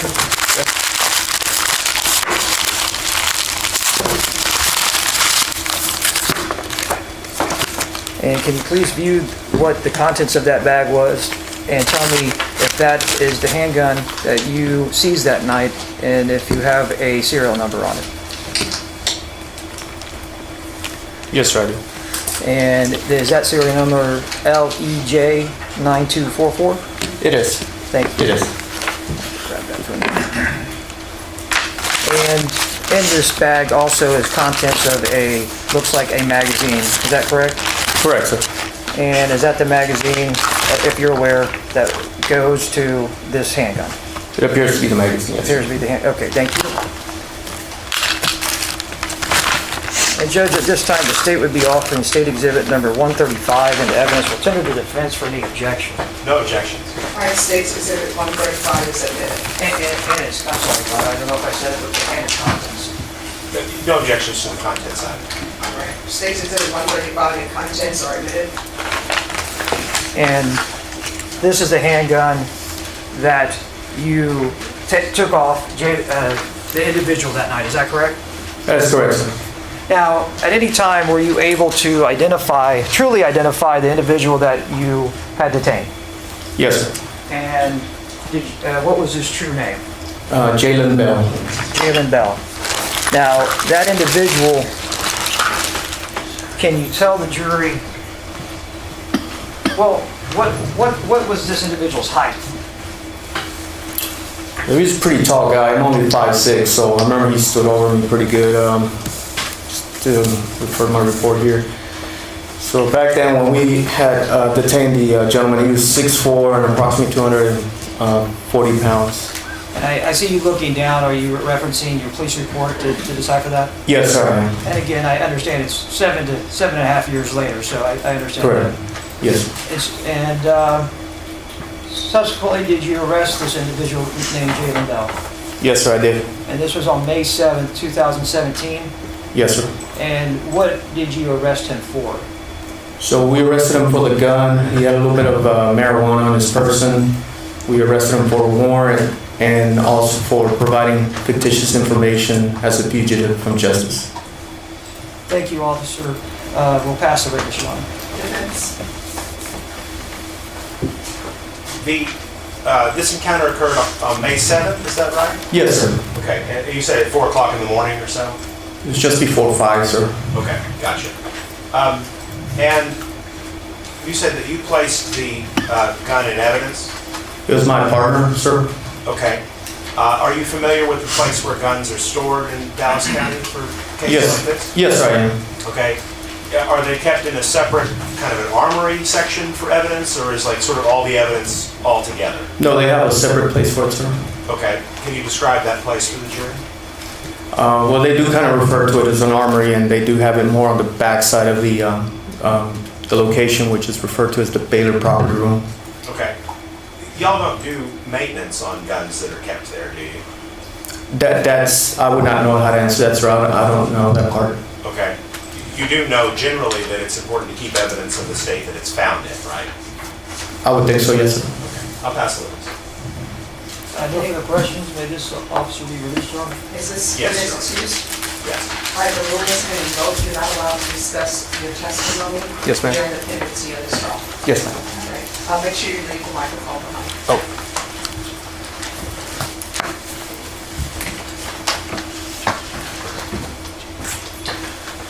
And if you all want to make sure Thank you, Lord. the evidence is packaged back up.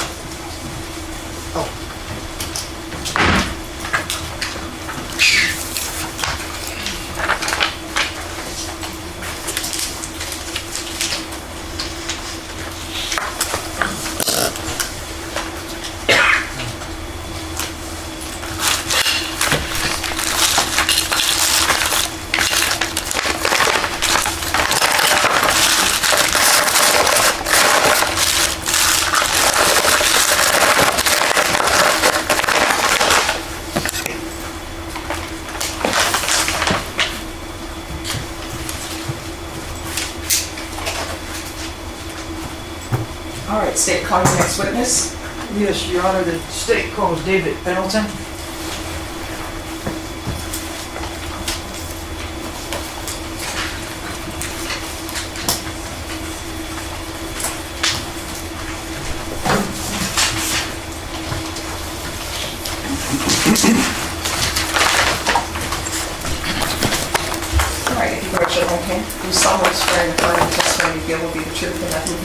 speakerphone? I do.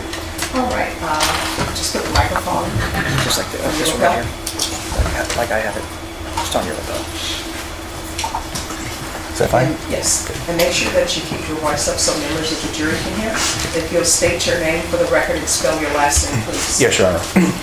My name is David Pendleton. That's Pendleton. All right, state, you may proceed. Thank you, Judge.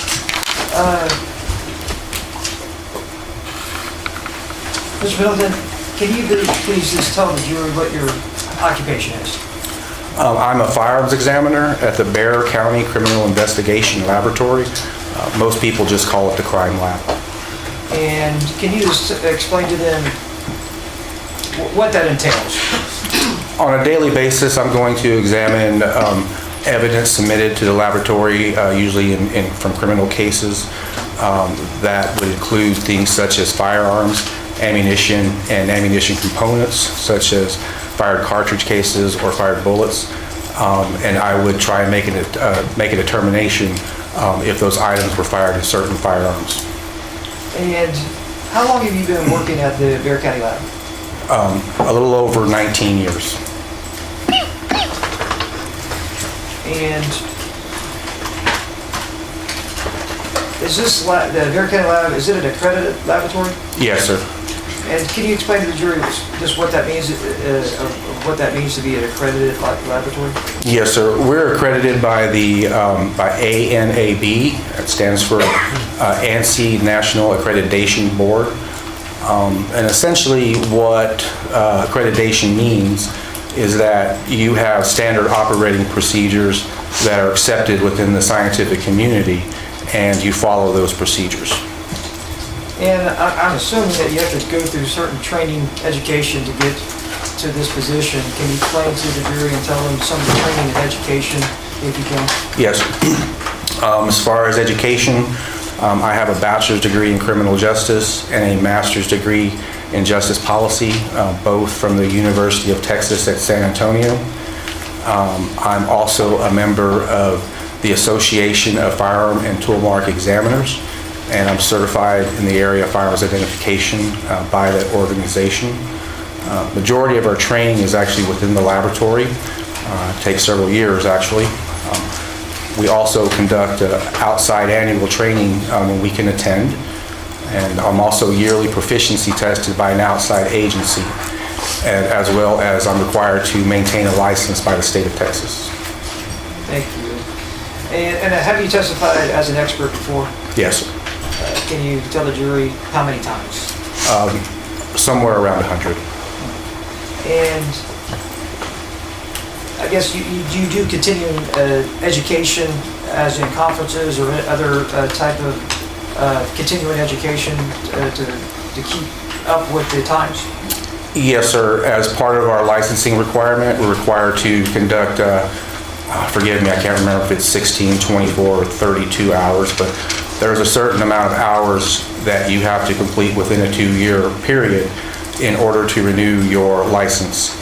And also for certification, which I maintain through that organization that I mentioned, every 5 years we have to submit to recertify, and it takes quite a number of continuing education credits. And the techniques and procedures that you use, are they accepted in your field of expertise? Yes, sir. Well, can you now just tell the jury, explain to them what a firearm is? A firearm is essentially a tool, but this tool has a barrel in which a projectile can be launched through the combustion of gases. And are there different types of firearms? Yes, sir. And not to go over how many, there's many, but I'd like to go in particular in the two general categories of handguns. Can you describe to the jury the two different categories, if there is two different categories of firearms for handguns? Yes, sir.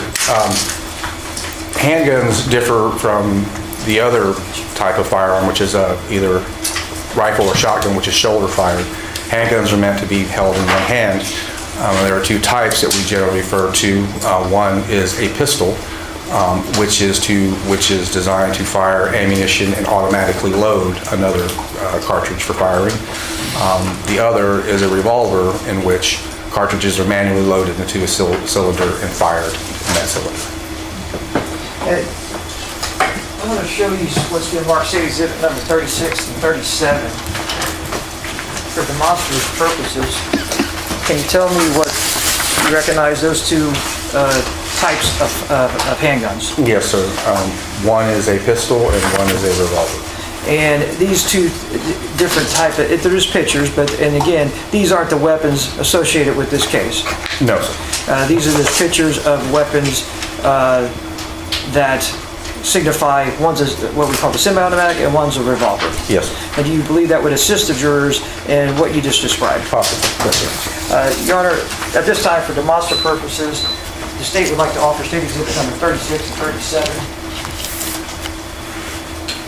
No objection if the court would just give an instruction about what a demonstrative is. All right, ladies and gentlemen, State's Exhibit number 36 and 37 are not alleged to have been involved in this offense at all. It is merely photos, from what I can see from the bench, so that this witness can explain to you about weapons. Does everyone understand? So it's not evidence as a part of this case or for the alleged offense. Does everyone understand? All right, then, without objection, State's Exhibit 36 and 37 are admitted. Thank you, Judge. May I publish, Your Honor? Yes. Thank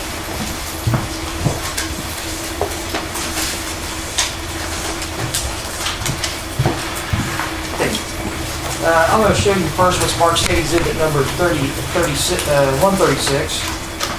And can you please just describe to the jury what this is? Yes, that is a revolver. And this type of handgun, would it be able to, or one, when you fire it, is the shell casing ejected or does it stay in the handgun? It stays in the handgun. I don't have a pointer, so You would like to step down to the elbow and you can point from there. Oh, thank you, Your Honor. Just make sure you keep your voice up so the jurors can hear. Yes, Your Honor.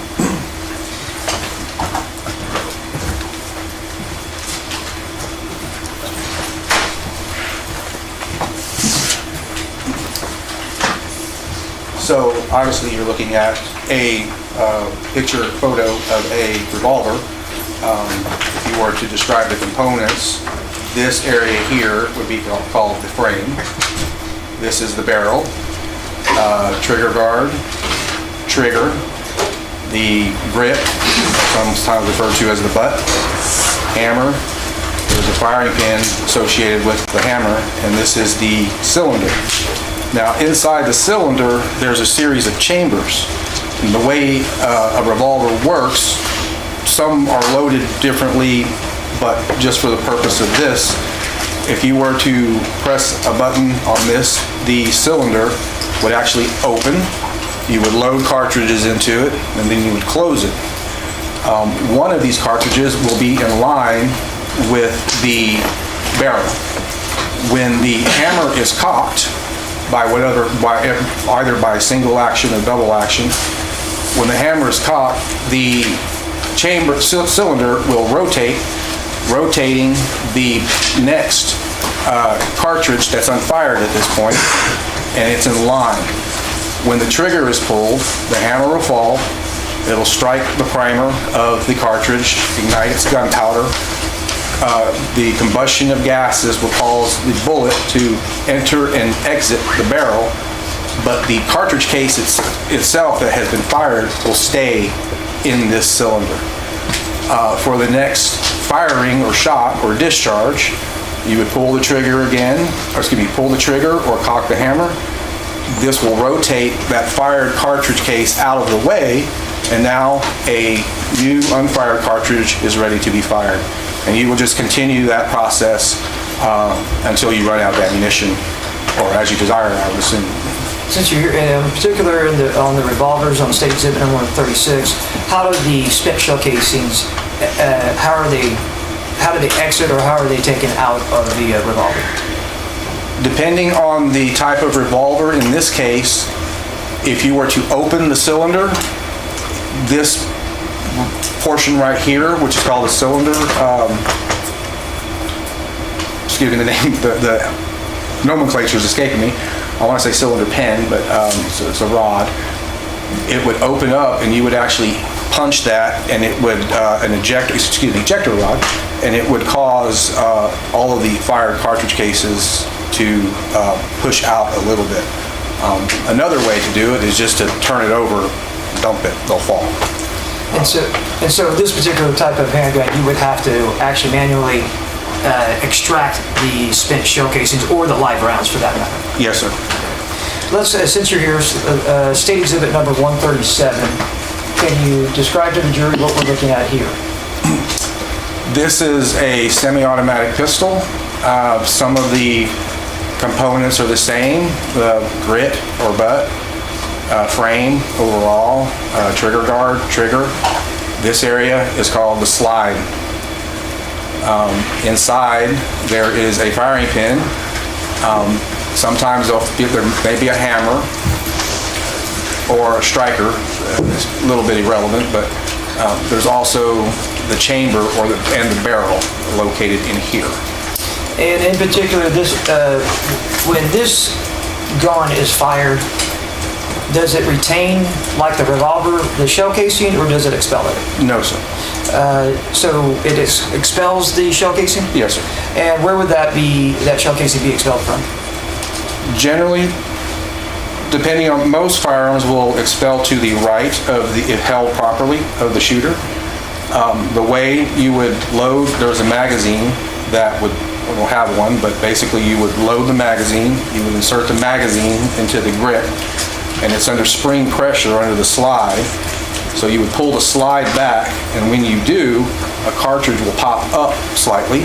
So when the slide moves forward, it will strip it from the magazine, load it into the chamber, and put the weapon into battery where it's ready to fire.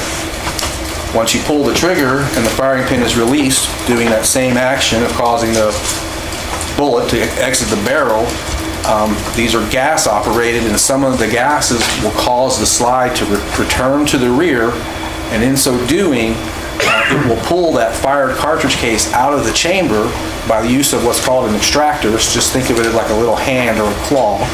It will pull it out till it reaches a point and it hits an ejector, which is a post sticking out of the back, and it'll literally hit it and kick it out of the weapon. When the slide comes forward, another cartridge would have popped up, and it loads it for the next shot. Okay, well, thank you. You can take a seat back up there. Appreciate that. Thank you, sir.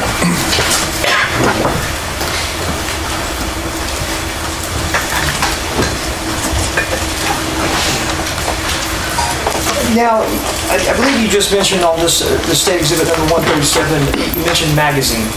Can you describe to the jury what that means by magazine? Most semi-automatic or automatic weapons will have a place to feed the ammunition from, to contain it and also to feed it. So they're generally a box type magazine. There are other types, but generally in semi-automatic pistol it would be a box magazine. You would load it, and then you would insert it into the weapon to basically load the weapon. Now, in particular, these weapons, the firearm that we see here in 137 and 136, they're considered, I guess, in the handgun area? They're handguns, yes, sir. And are these firearms deadly weapons? Yes, sir. And any firearm that is able to expel bullets from it by use of, I guess, the energy that from the cartridge, is that considered a deadly weapon? Should be. If it can cause serious bodily injury and or death, it would be considered a deadly weapon, yes. Okay. Now, can you explain to the jury, I believe you brought a demonstrative aid up there, and I would ask, Your Honor, if Mr. Penalty can use this demonstrative aid, which is brought within from the lab, but he would like not to enter the evidence, but I'll see if the defense has any objections. I have no objections to him using it and no objections to it not going back to the jury being entered into evidence. All right, yes, you may proceed. Thank you, Judge. Mr. Fields, can you explain one about different calibers? Yes, sir. Can you, I know there's probably, I don't know how many, I don't know, so there's probably many, but I mean, in particular with handguns, I think there's also still so many to count, but can you name some of the, I guess, the more common ones? Some of the common calibers that you would experience would be 380 auto. You might hear 9mm Luger, 40 Smith & Wesson, 45 auto. These are just a few. There's others, but these are probably the most common. Okay. And then hierarchy. Let me ask, is a 380, which one's bigger, say a 380 or a 40 caliber? The 40 caliber is bigger. And what about a 380 compared to a 357? The 357 is larger. You know, I think the demonstrative aid might actually assist in this. And if you can, just describe to the jury what we're discussing right now about the calibers and the shell casings and the ammunition. Okay. So if you were to look at this and think of it as, well, it's a markup of an unfired cartridge. It's okay, some people call it ammo, some people call it brass, some people call it a bullet. For our purposes, this is a cartridge, an unfired cartridge to be exact, and it has 4 components to it. One is the primer.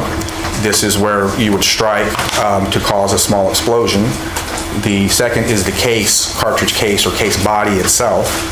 Inside would be gunpowder, and the fourth is the bullet or projectile that we would refer to. When it comes to caliber is referring to the nominal diameter of the bore of a firearm. The ammunition that is fired in it will be designated by measuring the diameter of the bullet. So for example, a 45 caliber bullet will be 45 hundredths of an inch wide, almost a half inch. A 25 auto, which is a caliber, would be almost a quarter of an inch wide. 9mm, although it's in the metric system, it measures in standards around 0.355 hundredths of an inch. So it's in the 30 caliber range. So the larger the denomination in the standard numbers, the larger the caliber. It also refers to, when you're talking about caliber, is the length of a cartridge case. For example, was just mentioned 357. Okay, 357 Magnum is a cartridge, and so is 38 Special. Well, 38 Special and 357, which might surprise you, the bullets are exactly the same. However, the cartridge case length is slightly different. Okay, so that kind of roundabout tells you what a caliber is, and each caliber is designed to be fired in a firearm that's made for that, or to be chambered for that caliber. Thank you.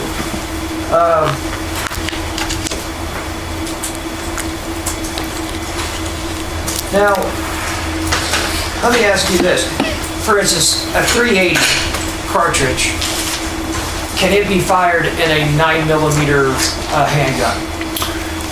In some instances, it can, but there would be telltale signs of that happening.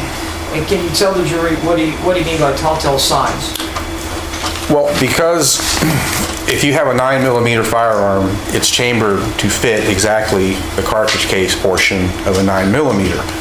A 380 is much smaller and shorter. So if you were to load one in there, and in some cases you can, when you fire it, we talked about that expansion of gases. Well, that expansion of gases would cause that cartridge case to expand to try to meet that diameter of the bore. So your cartridge cases would display some type of deformation, usually a bulge, or in some cases a split. So it can be done. And I've had cases where it has been done. It's just not designed to do it. And I guess just the curiosity here, could a 45 caliber be fired in a 9mm handgun? No, sir. It's too large. Because the .45 caliber cartridge is too large to get into the 9mm handgun. Yes, sir. Let me show you.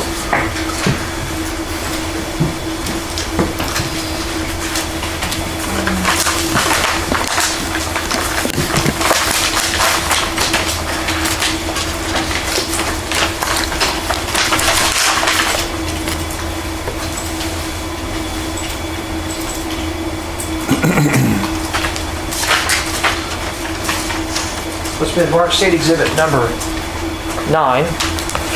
Can you just please take that out of there and view it and tell me what that is? Appears to be an unfired cartridge. And this unfired cartridge, I know that you never reviewed it, did you? No, sir. But what size is that? Appears to be a 380. 380. Although my lighting in here is a little hard. I used to usually look at this under a microscope, so it does appear to be 380. Okay, thank you.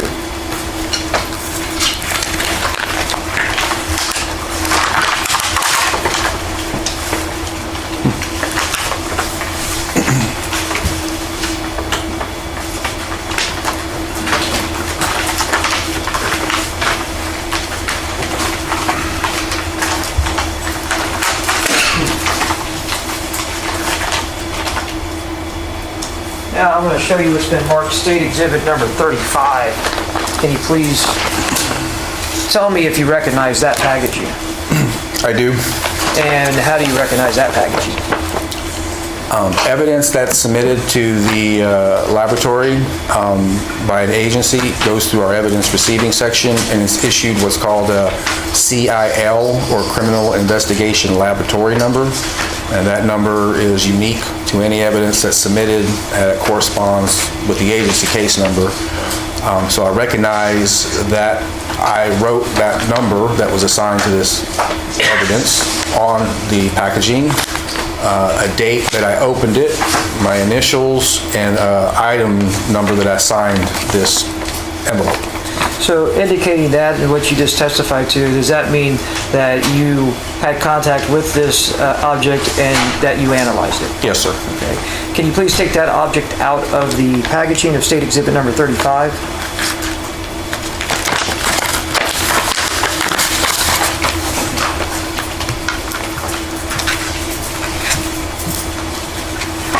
And then also take it out of that packaging.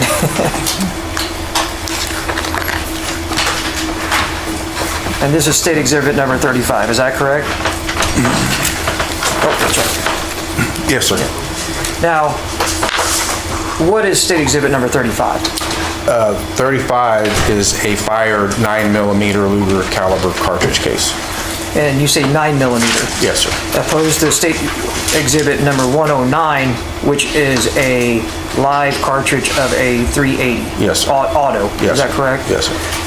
And so there's a marked difference, although the difference is one's a spent shell casing and one is a live cartridge. Is that correct?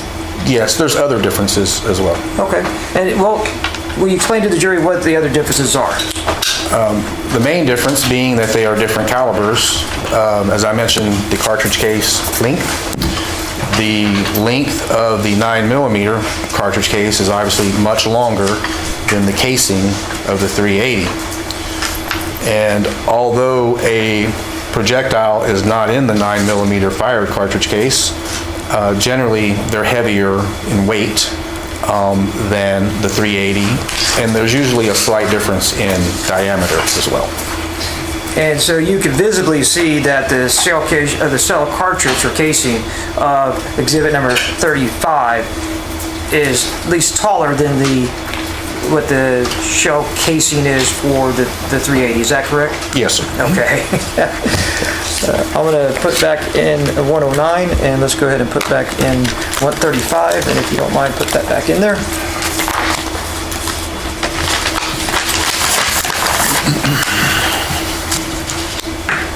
Now,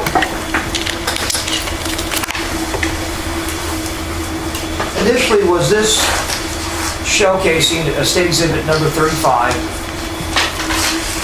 were you the first scientist to review it at the Bear County Lab? No, sir. Do you recall who that individual was? Yes, sir. And who was that? Was a Mr. Steven Saucedo. And at this current time, is Steven Saucedo still with the office or the lab? No, sir. And do you recall how long ago he left? I want to say end of 2007, probably 2018, actually. It's been some time. And so do you have any knowledge of when he reviewed and analyzed the shell casing? Yes. Can you tell the jury when he made a final report or a released report? If I can look at my... He actually issued 2 reports, but the first one would have been September 8th of 2017. And you stated 2 reports. Yes, sir. And then what was the date of the second report?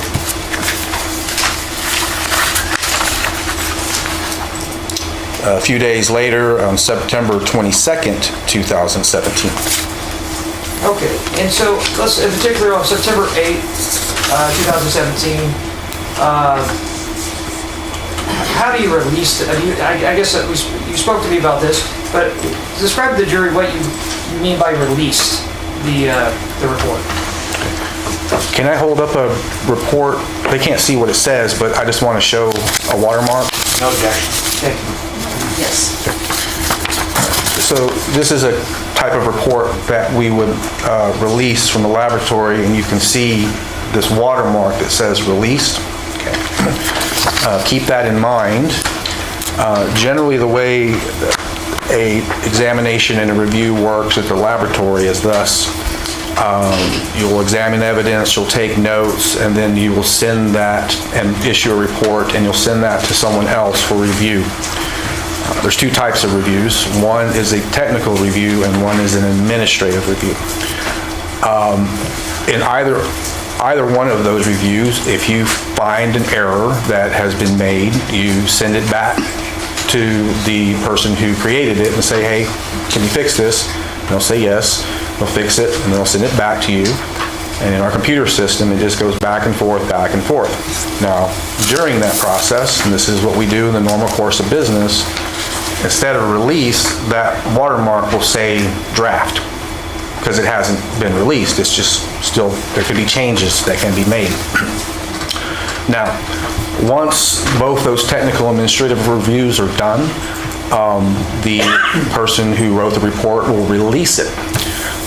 Once that report is released and it has this watermark, it's an official copy.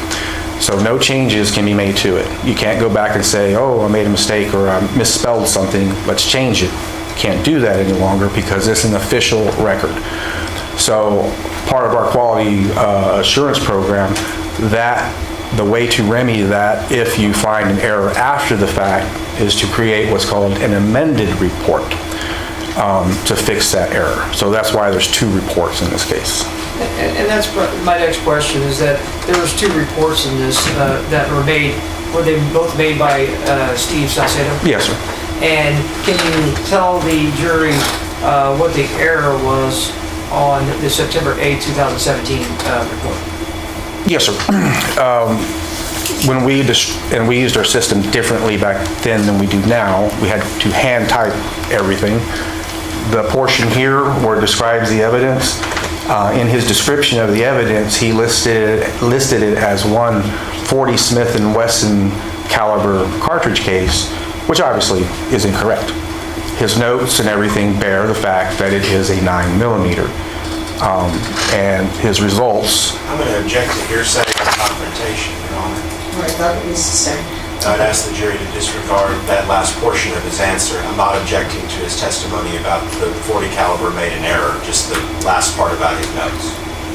All right, ladies and gentlemen, you just to disregard the last question, last answer. And Mr. Middleton, so then there was a correction made, or I'm sorry, you used the word amended. And was that the report on September 22nd, 2017? Yes, sir. And on that report, what is, I guess, the results, or what was the line that gave what he tested?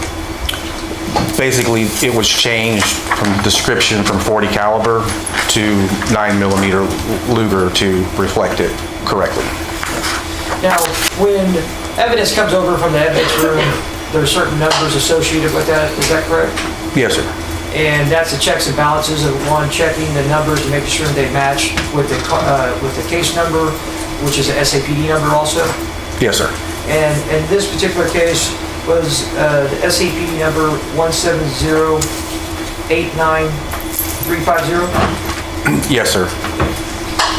Now, after Mr. Salcedo left, do you even know where he is at currently? If you know. Honestly, I think he may be working at the NIBIN Correlation Center, which is run by the ATF. I think. I'm not certain. He left the laboratory because he really wanted to pursue a different career in some type of business, and so he went to work for UPS. But I'm not sure if he's there anymore. I like Steve, I just haven't spoken with him in some time. All right, well, thank you. I just tried to get some feedback because subsequently you were asked to actually review the shell casing in this case. Is that correct? Yes, sir. And that state exhibit number 35, the shell casing in this particular case, did you analyze that shell casing? I did, yes, sir. And with your findings, what did you find that shell casing to be? A 9mm Luger cartridge case. And with that particular shell casing, can I ask you, how do you review it and what do you look for? Well, there was additional evidence that was submitted with this. I don't know if I can Well, I want to go into that. But Oh, okay. Well, initially, what do you do with the shell casing? If you just receive a shell casing, sort of like Steve Salcedo, what do you do with it? the first thing I'm going to notate, obviously, is caliber, and then I'm going to document its class characteristics. That'd be the shape of the firing pin, maybe the structure of the breech face. In some cases, those class characteristics can kind of give us an indication of what type of firearm fired it, because class characteristics belong to a group of firearms. For example, a certain make and model of firearm may exhibit the exact same class characteristics. And so if I had a cartridge case and it had certain attributes that were attributable to, say, a Glock pistol, I could say, oh, this is a fired cartridge case and it was possibly fired in a Glock pistol. In this case, it was kind of generic, so I can basically just say I couldn't tell you what make or model it was fired in. Thank you. And as you said earlier, that if this shell casing was maybe fired in a caliber up from it, did you notate anything about any expansion of the shell casing itself or any damage to it? No, it seemed to be fine. And then you stated about other evidence, and I'm going to show you what's marked State Exhibit number 135.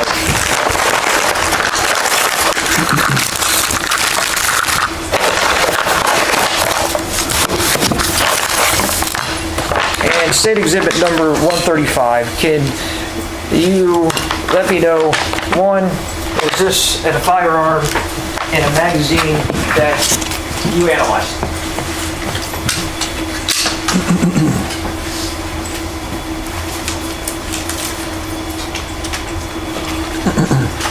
Yes, sir. And can you just read off the serial number to that? Yes, sir. It's LEJ9244. Thank you. Now, since I have this handgun in front of you and the magazine, can you hold this magazine, hold a firearm and show the jury how you would load a magazine into that firearm? As I mentioned earlier about this loading into the magazine, it's under spring tension, but it has these lips on the end, so when the cartridge goes into it, underneath those lips, the first one, it'll catch it. And you can continue to load cartridges under this spring until it can reach its capacity, which in this case is a total of 8. You would then insert it into the magazine, excuse me, the butt, like this. You would pull the slide back. That cartridge would pop up. When the slide comes forward, it will load. Now, if you can notice, this is sticking out just a little bit. It means that even though this is a Smith & Wesson magazine, either it wasn't made for this particular model, or there's more than likely an additional component that goes around this butt area for gripping. But it does seat and it does work. And you stated that it's sticking out just a little bit at the end. Yeah. But was this the magazine, did you use this magazine when you test fired the firearm? Yes, sir. And so it was able to be used? Yes, sir. And tell the jury what you mean by test firing the firearm. When we do a test fire examination, I'm going to go through a series of checks. First, I'm going to document the obvious, the make, the model, the serial number. I'm going to check what type of safety features it has and if they are working, and if it's safe to fire. If it is safe to fire, then I will test fire the weapon twice, either in the range or into a water tank, and recover what we will call our tests or our known standards. We know where they came from because we fired them from the weapon. Thank you. And in this particular situation, you stated that you did test this firearm? Yes, sir. And were you able to obtain the shell casing that was fired from it? Yes, sir. I'm going to show you what's marked State Exhibit number 138.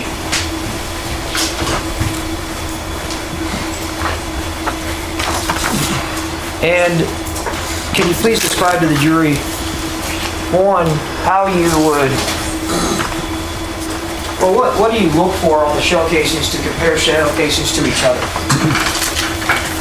The first thing we're going to look for are the class characteristics. These are general. As I said before, class characteristics can belong to a group. So the same .40 Smith & Wesson caliber Glock pistol and the same model number will exhibit, well, obviously the caliber is a class characteristic. The shape of the firing pin, is it circle, is it rectangular, is it elliptical? That's a class characteristic. Characteristics of the breech face, are there parallel lines from the cutting on the breech face? From a bullet standpoint, you would think class characteristics are things such as the caliber, obviously, but also things such as the landing groove impressions that are left on the bullet. How many of them? Are there 6? Are there 5? Are there 7? Do they twist to the left? Do they twist to the right? These are left by the rifling of the barrel. These are class characteristics. If these are different, then from anything we're comparing as questioned, then we can make the determination these aren't the same. If, however, they are the same, and because class characteristics can share the same group, then we would move into what's called individual characteristics. And these are the fine markings that are left from the firing process of the firearm that are left on the softer metals of fired bullets and cartridge cases.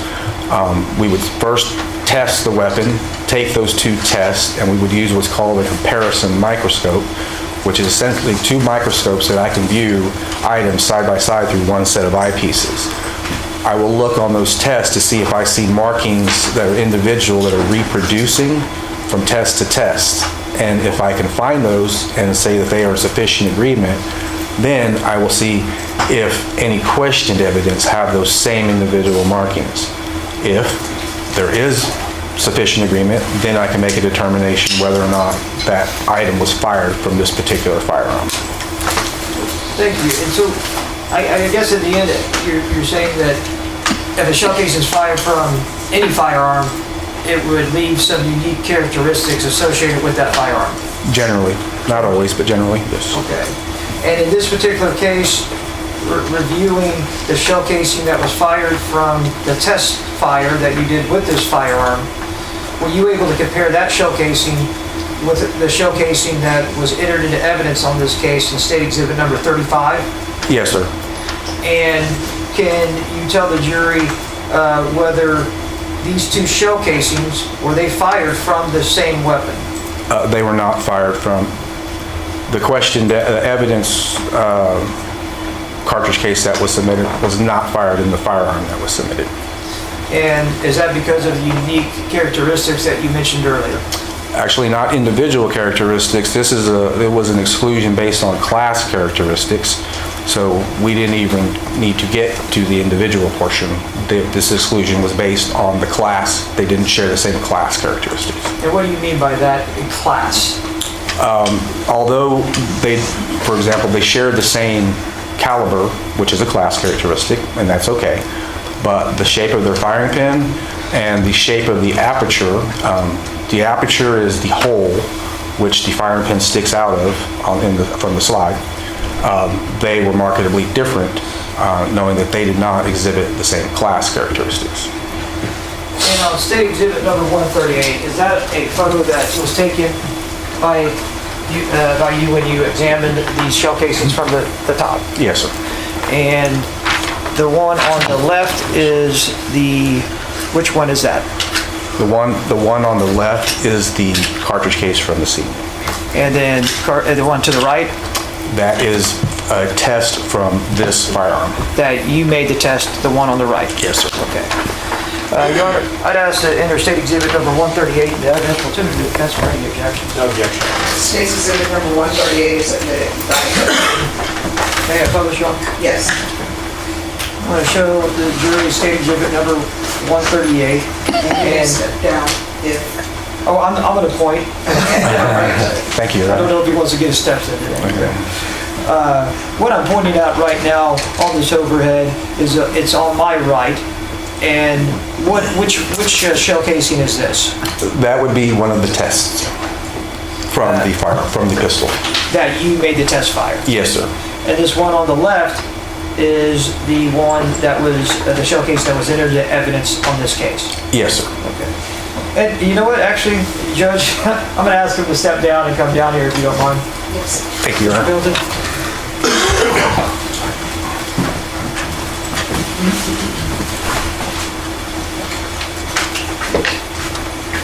On State Exhibit number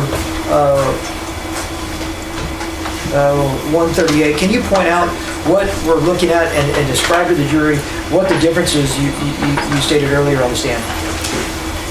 I may Oh, sure. to see it easier.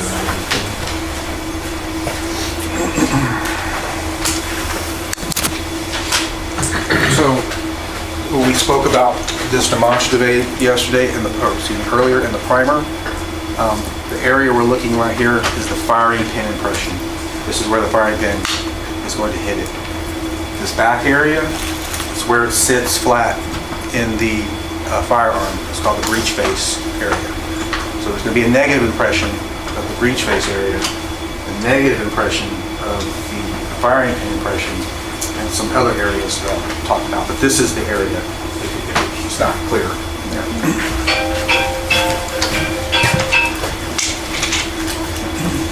And so you just described to the jury, it's that top, that flat portion round. Can you please tell the jury what we're looking at here? So this is the firing pin impression of the test, and this is the firing pin impression of the questioned. All this area back here is breech face area. Now, if you notice, there's an area, just think of it as puffy scrapes like this, also around this one. What you're looking at is, okay, that firing pin sticks through the hole in the breech face. This primer is much softer metal. So when it strikes it and that little explosion happens, you're going to have some of that metal filter back into the crevice around the firing pin. Does that make sense? Okay, so now when it gets extracted and ejected, that metal is still in those crevices around the firing pin, and it's going to go at an angle and get kicked out of the firearm, and it's going to make the scraping motions.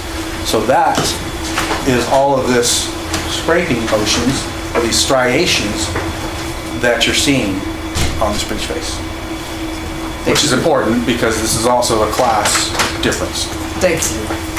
Can you take a second? Thanks, sir.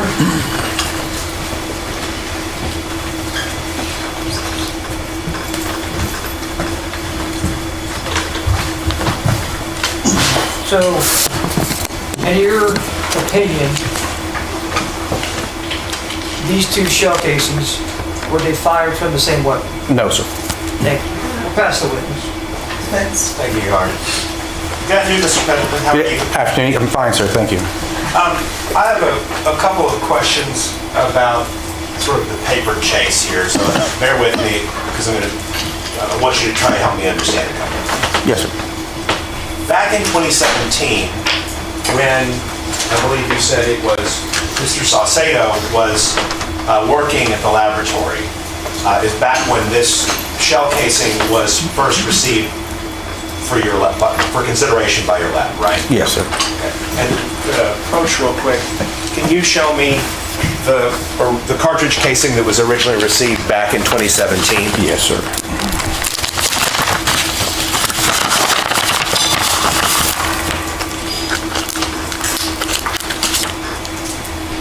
Okay. And so, gosh, you really do need a microscope, don't you? Yes, sir, and plus the lighting is bad. But it says at the top, Blazer and then 9mm Luger. Yes, sir. Blazer is the brand that manufactures this round, right? Yes, sir. Yes, sir. Okay, so this shell casing was recovered at a crime scene and, sent over to the laboratory. Is that fair, accurate? Yes, sir. What happened? And all of that occurred back in 2017 timeframe, correct? Yes, sir. And have you looked at the chain of custody from when it was first collected at the scene until when you finally received it? No, sir. The way it works for us, the chain of custody, submitting agency will submit it to the laboratory to our evidence receiving section. They will submit a request for analysis. In this case, examine this cartridge case. And from there, it follows an internal chain of custody.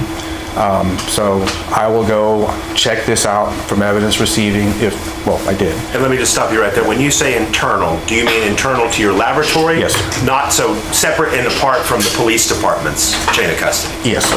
That's what you mean by internal? Yes, sir. Okay.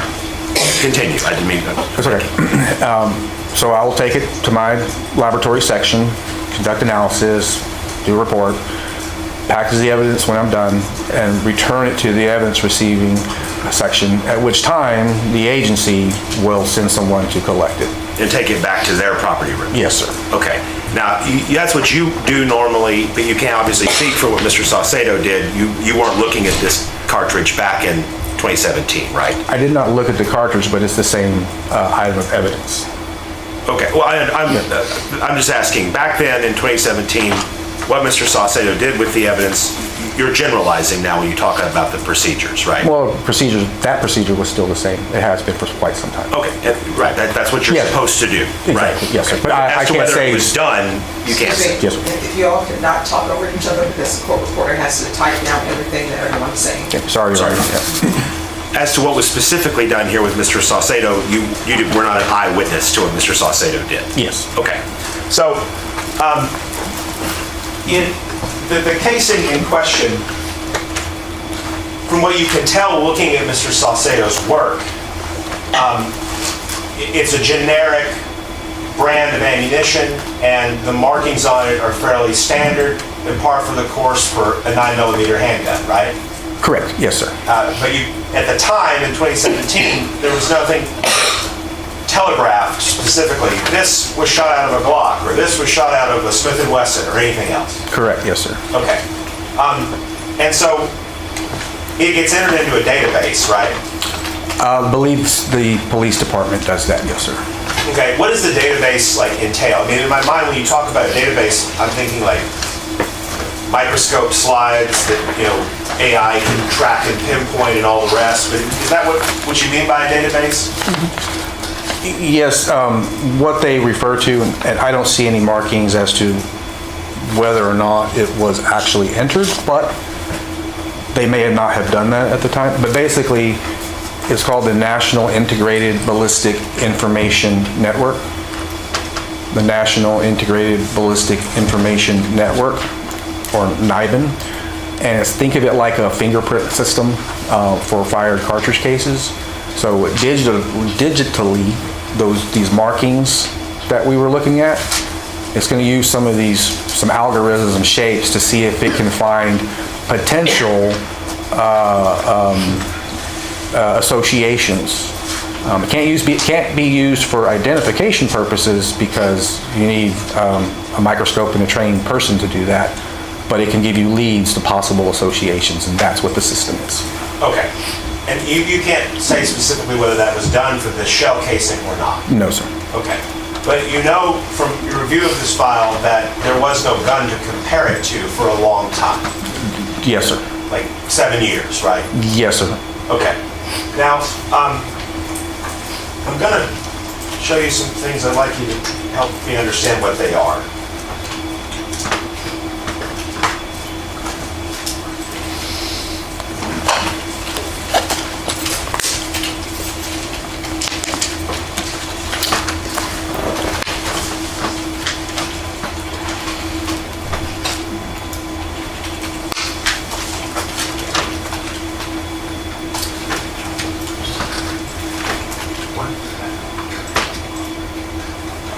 Your Honor, may we approach?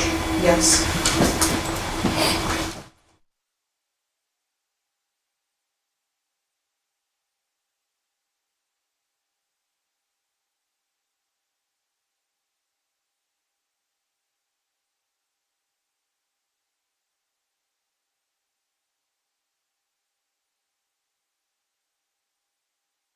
Needs a break. I'm sorry, I didn't see you signal. Remember my previous instructions, and I will have you all back here. Is 4:55 enough time for everyone? All right, everyone, please rise for the jurors.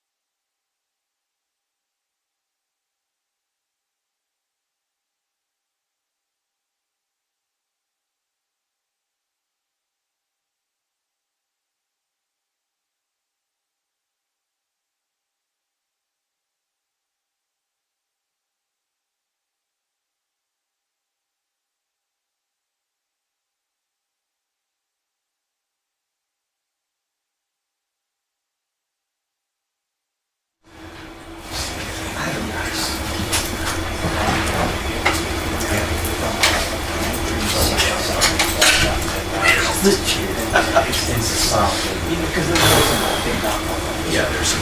Yeah, I still have it. It's probably it's probably it's probably that's over 50 years old. That's an old.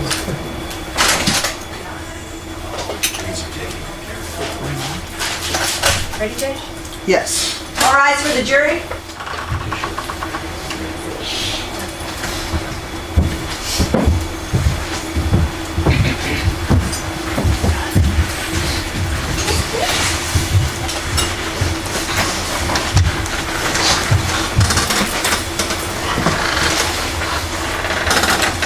All right, everyone, please be seated.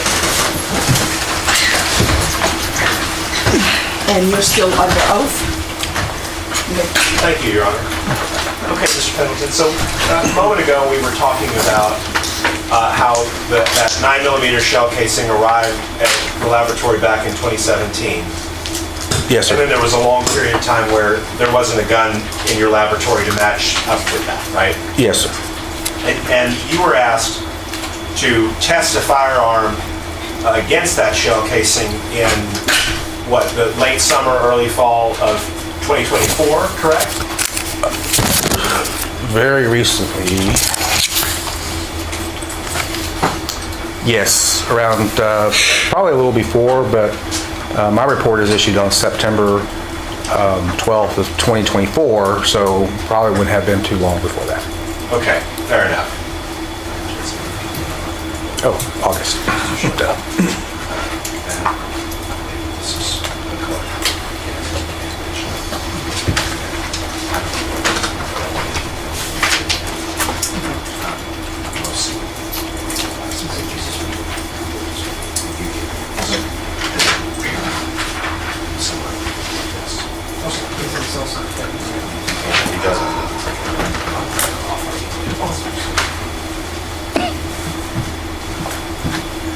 Okay. I wanted you to help me kind of just understand what I'm looking at here and what you can tell me about it. I'm going to first show you defendants 11. And if you could just take a look at all of the pages of 11 and tell me what that is, if it's anything, and if you recognize it.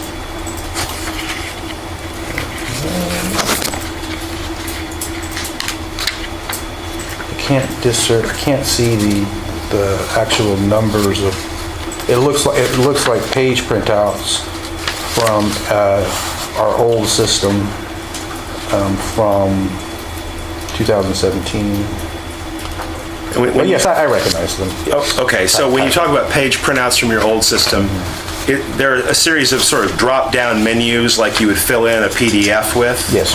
Okay, so there would be options to click underneath all of those things? Yes, sir. And so someone has printed that screen as to what was entered with respect to this case, this one fired 9mm Luger caliber cartridge case? Yes. Okay. Now, on page, and you reviewed these materials when you were preparing your report? No, because these are the older, I believe these look like they're from a previous version of what I'm using now. Okay. That's why I say I can't see the numbers or dates, so I don't know, is this mine? If you can look there, does that indicate to you that it might have been from 2017? I honestly, the date yes, it does look like it's 2017 date started, so this is like the original stuff. Okay, so this would have been the stuff from the original work that Mr. Saucedo did? Yes, And and to be fair, at that time, this system, we really didn't utilize that portion as much. It was more the handwritten notes at that time that he would have been using. Okay, so I'm going to call your attention to page 3 of Defendants 11, and I want you to talk to me about this stuff here. This is Mr. Saucedo's notes about the cartridge casing, right? Mm-hmm. It appears to be, yes, sir. Okay, but like the report that you mentioned, he's indicated that it's a 40 Smith & Wesson. Yes, he did. On that document, Yes, right? sir. Yes, he did. Okay, and that would be in keeping with what I'll show you as Defendants 14, which was the released report that you were referencing earlier? Yes, sir, correct. Where he also states that it's a .40 caliber Smith & Wesson? Yes, sir, correct. Okay. And you were telling me a moment ago that in the remarks section of Defendant 14, where it says these items will be returned to the evidence receiving section, that your policy has been updated? Yes, sir. What's changed now? If an amended report were to be issued today, it would still say at the top of the report, this is an amended report, but at the bottom in the remarks section, it would have some type of notation that would say, this report has been amended to change this to this, and it replaces the report of the previous one, whatever that date would be. Something to that effect. So explaining and referencing the prior report that's being changed? Yes, sir. And that would just be so that there's no confusion about whether we're looking at the same piece of evidence? Correct, yes, sir. Right. Just to be clear, when it says here, there's a 1-1, and it says one fired .40 Smith & Wesson caliber cartridge case, and then E1. 1-1 and E1, are those your internal numbering systems for the evidence? The 1-1 is our numbers. The E1 would be what would be on that's the agency number. Okay. And you're not aware of how the agency does its numbering system or whether there are any other E1s or anything else? Absolutely no, sir. Okay. No. Now, ultimately, I'm going to show you Defendants 13. These are your notes from last year, is that right? Looks like it, yes, sir. Okay, so this would be your work without Mr. Saucedo's involvement? Yes, sir. Okay. You did go back and look at Mr. Saucedo's involvement, right? Yes, sir. Did it inform your opinion in any way? No, sir. Okay. Now, you mentioned earlier that this particular shell casing that we were discussing here, which is in... That one, yes, sir. Yes. That states...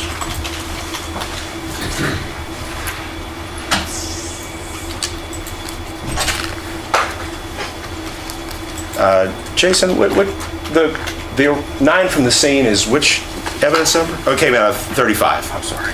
There we go. So states 35 is the original shell casing. Yes, sir. Okay. And then states 109. Okay, no, I'm sorry. This is a 380 auto bullet, right? Correct. It's unfired cartridge, yes. Your understanding was this was found somewhere in conjunction with the case? I assume I've never seen it before. Okay. Now, Mr. Garahand asked you if you could fire a 380 auto in a 9mm gun, and you gave that explanation, right? Yes, sir. What about the other way around? Can a 9mm be fired in a 380? Right. No, sir. That's not possible? No, sir. It's too large and too long, so it won't fit into the chamber. Okay. So if somebody has a 380 pistol and they tried to load a 9mm bullet into it to shoot it, what would happen? It would more than likely jam. If it would even fit in the magazine, if it did, and you tried to cycle it, it would basically lock up. Okay. Now,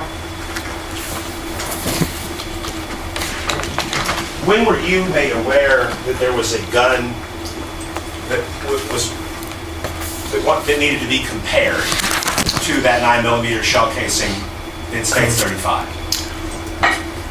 I don't have the submission form, but normally on reports we put when it was submitted. So as of August 28th of 2024, so probably about a month, a little less than a month before I issued a report.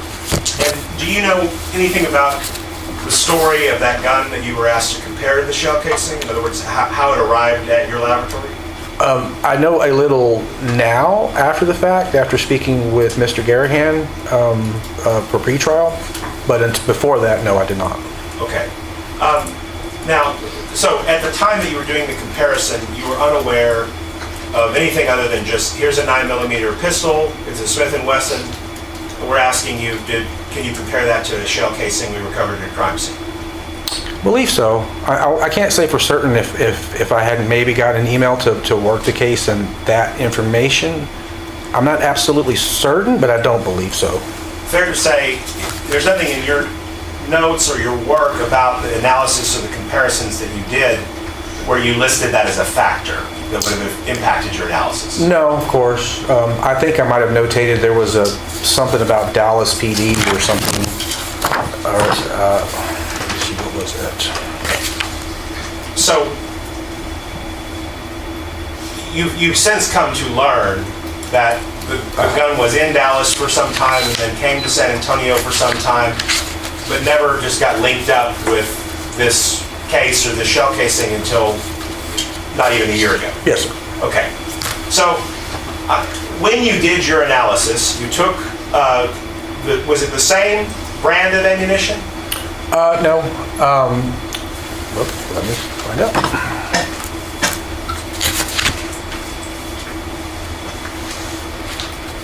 Just forgive me, these computer printouts that are a little bit harder to read than when they're on the screen. Actually, yes, I did use the same brand of ammunition. Which is Blazer? Blazer, yes, sir. Blazer 9mm Luger ammunition? Yes, sir. Okay.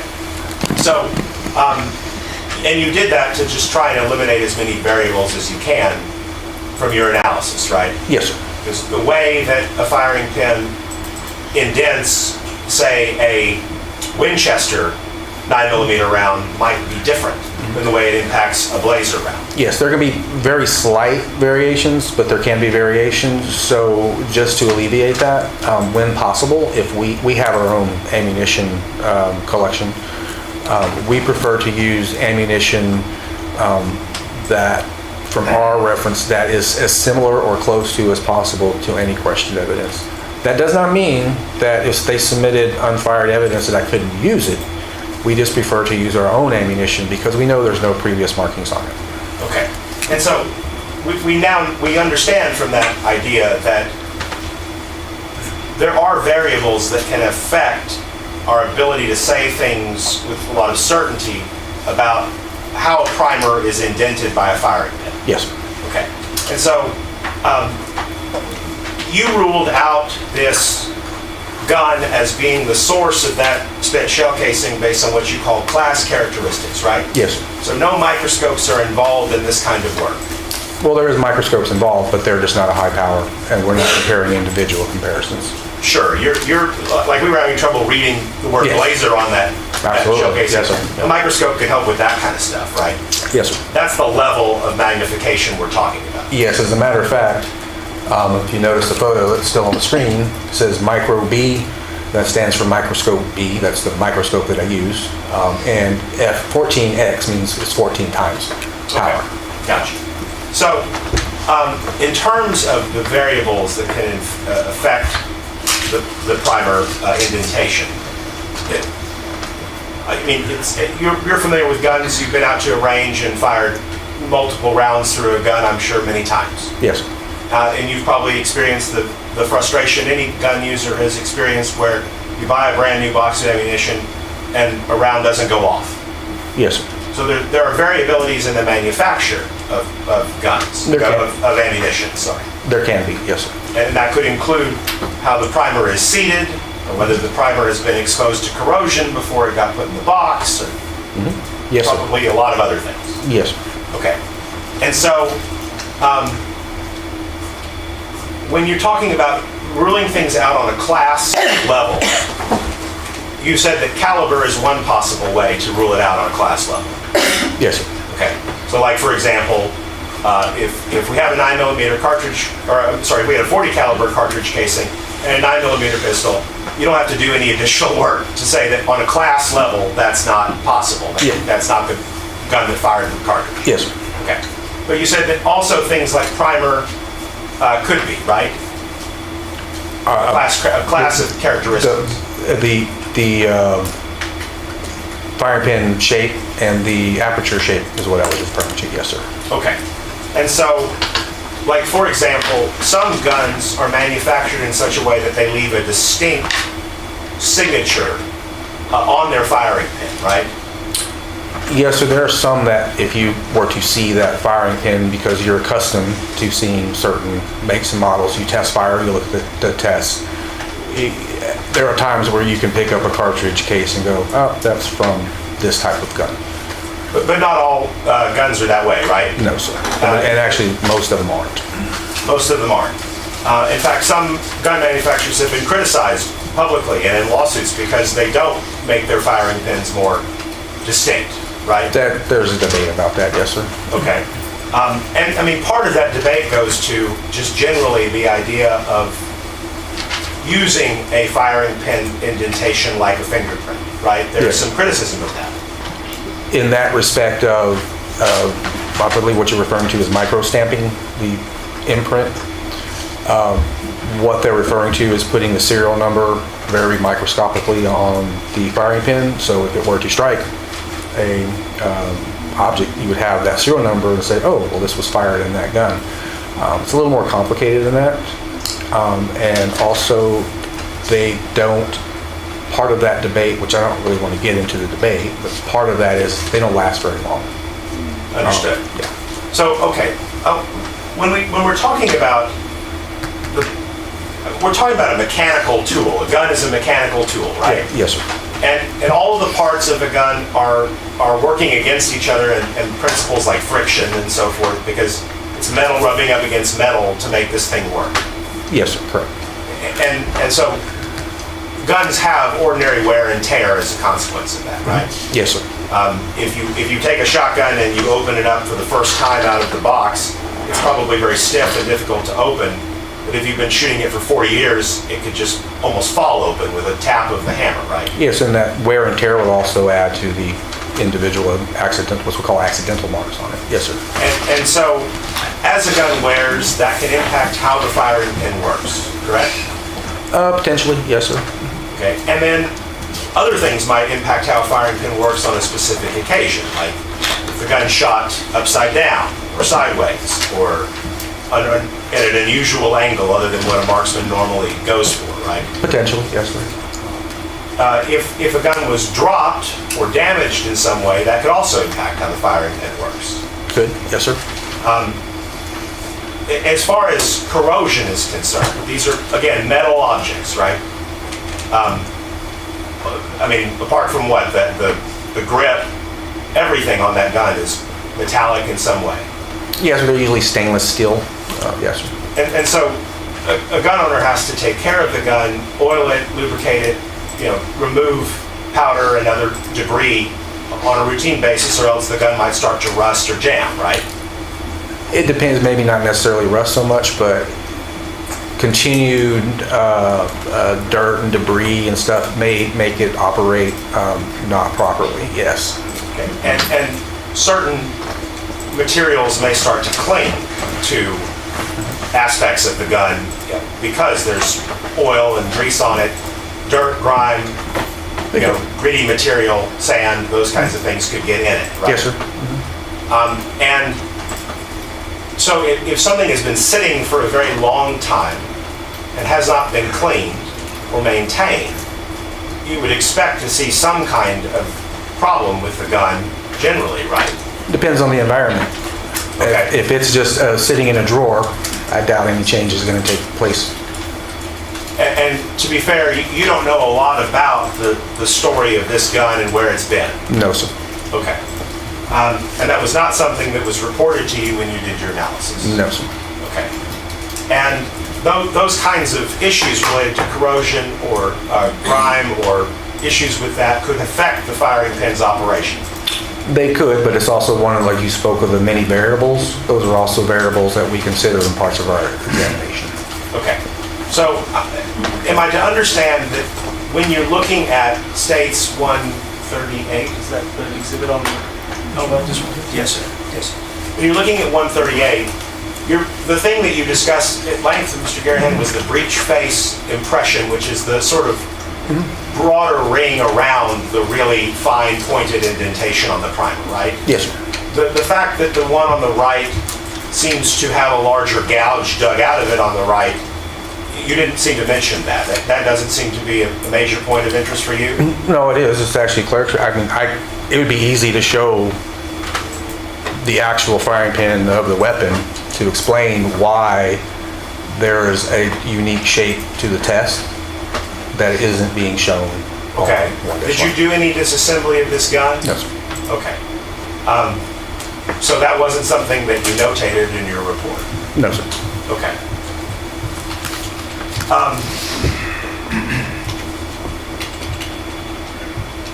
were you aware that the gun had been entered into the database up in Dallas? Possibly, I think there was some notation on the paperwork, possibly. I can't say yes or no, but it is a possibility, yes, sir. And that didn't play a role in your analysis at all? No, sir. For them to have made that entry in the database, they would have had to fire an exemplar shell themselves. Yes. Up in Dallas, right? Yes, sir. In order to enter a cartridge into the, well, for the gun, they would test fire it, yes, sir. Okay. And you have not seen that exemplar spent shell case? No, sir. And you didn't review the notes that were in the database about that spent shell casing in your analysis? You based it off the exemplar you made firing the gun in your laboratory? Correct, yes, sir. In a case where there's this much time between when a gun is alleged to have been fired, when the gun was seized, and when the gun finally got tested, would it be helpful scientifically to see what an exemplar taken from the gun earlier in time, closer to the time of the shooting, would reveal? Not necessarily, especially not in this case, no, sir. Well, you say not necessarily, but it would be a variable, right? Potentially, the changes to firearms have been shown study after study to be very minimal over time, lacking some form of forced change. But you're aware that there are also studies that have said that analysis based on primer indentation are unreliable because they're difficult to repeat, right? Yes, sir. So, your field isn't without some scientific criticism. Absolutely, yes, sir. Okay.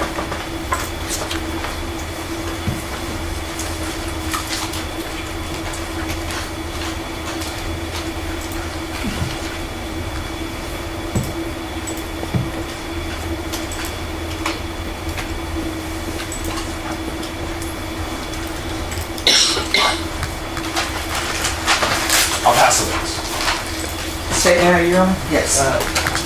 Mr. Pendleton, you were, when Mr. Hunter was asking you a question about the indentation and everything, the firing pin, you stated that you could show with that particular firearm, I guess, a unique characteristic of this firearm. Can you explain that to the jury? Yes, sir. With the Smith & Wesson M&P, I mentioned earlier that aperture, that circle that the firing pin sticks out of. In addition to that, there is call it a scoop or a piece of metal that is taken away from the breech face area around it, or in a portion of it. And that is put there by Smith & Wesson, they claim, to help assist in debris when you fire the weapon, on fire powders and stuff, to not collect. Gives it an escape route, so to speak. And when they put that there, when you fire a cartridge case into it, when I mentioned earlier the softer primer kind of flows back into the crevice area, well, it also fills in that area. I'm trying to find a hard word to explain it, but it basically makes this shape here on the end, if you can see what I'm saying. And that tells me that this cartridge case, and I know that for a fact because I fired it from that gun, this is a test, was fired a make and model type of Smith & Wesson. There's also a Glock that can have similar distinction because they do the same manufacturing technique, but that is not on the questioned evidence. Another change here, and I failed to mention it earlier, I apologize, but the firing pin itself, if you were to look at it from a profile, the test is what we call a hemispherical. Think of a globe, you cut it in half, it'll look like a bowl. That's the tip of the firing pin. You think of it like a bowl shape. Whereas the questioned one has more of a flattened surface. That's what we call a circular firing pin. It's a little tapered on the edges, but the base of it is more flattened. So these are class characteristics that are different from each other. And with this particular weapon, did you notate any corrosion or any other variables that Mr. Hunter had mentioned? No, sir. Thank you. We'll pass the witness, Your Honor. Very briefly. You didn't notate that there wasn't corrosion either, to be fair. Correct. And you mentioned that there are certain aspects of this manufacturer's breech face that are significant to you, but you don't notate those in your report either, correct? Well, actually, I do, but you have to be an examiner understanding the notations. Like if you look at my notations, I'd say the firing pin type. I have to look at my notes, but I more than likely call it a teardrop because we generally see that shape, and that's kind of the shape that examiners have called it. Personally, I think it looks more like a comet, but we go with teardrop. Whereas this other one, I would notate that it's circular. Also with the firing pin impression, in my notes, you will notice that it will say M&P because that's the type of firing pin impression that I typically see in M&P, whereas this other one, the notation for it would say circular. So it is notated, but it's very difficult to understand what those notes mean unless you're accustomed to writing those notes. Okay. Now, you mentioned that it's a teardrop shape on the right-handed breech face, right? Yes. Now, on the left-handed one, that is the one that was collected as questioned evidence, there's also more of a cutout, if you will, or an indentation trailing off to the right in the same direction as on the 2024 test, right? Mm-hmm. Those actually are not from that type of that's actually part of the firing pin. It's called the firing pin drag. And they don't always have to be the same, even from make and model, the same make and model. And what's happening is when the firing pin strikes the primer, it's going to stay stuck inside it a little bit. And so when it's getting kicked out of the weapon, it's going to kind of scrape its way out of there, and it leaves this marking here and this marking here on this one. So it's called firing pin drag.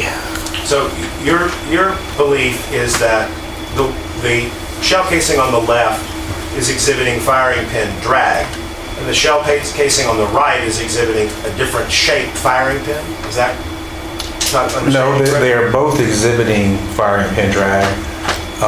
They are, however, the firing pins themselves exhibit different class characteristics. Okay, and well, I understand they exhibit different class characteristics, but you were specifically calling our attention to yes, that they're both, aspect of it. They both have drag. They both have drag, yes, sir. Okay, so the degree that how many total class characteristics are you supposed to go through in doing a comparison? You know, honestly, there's no set number.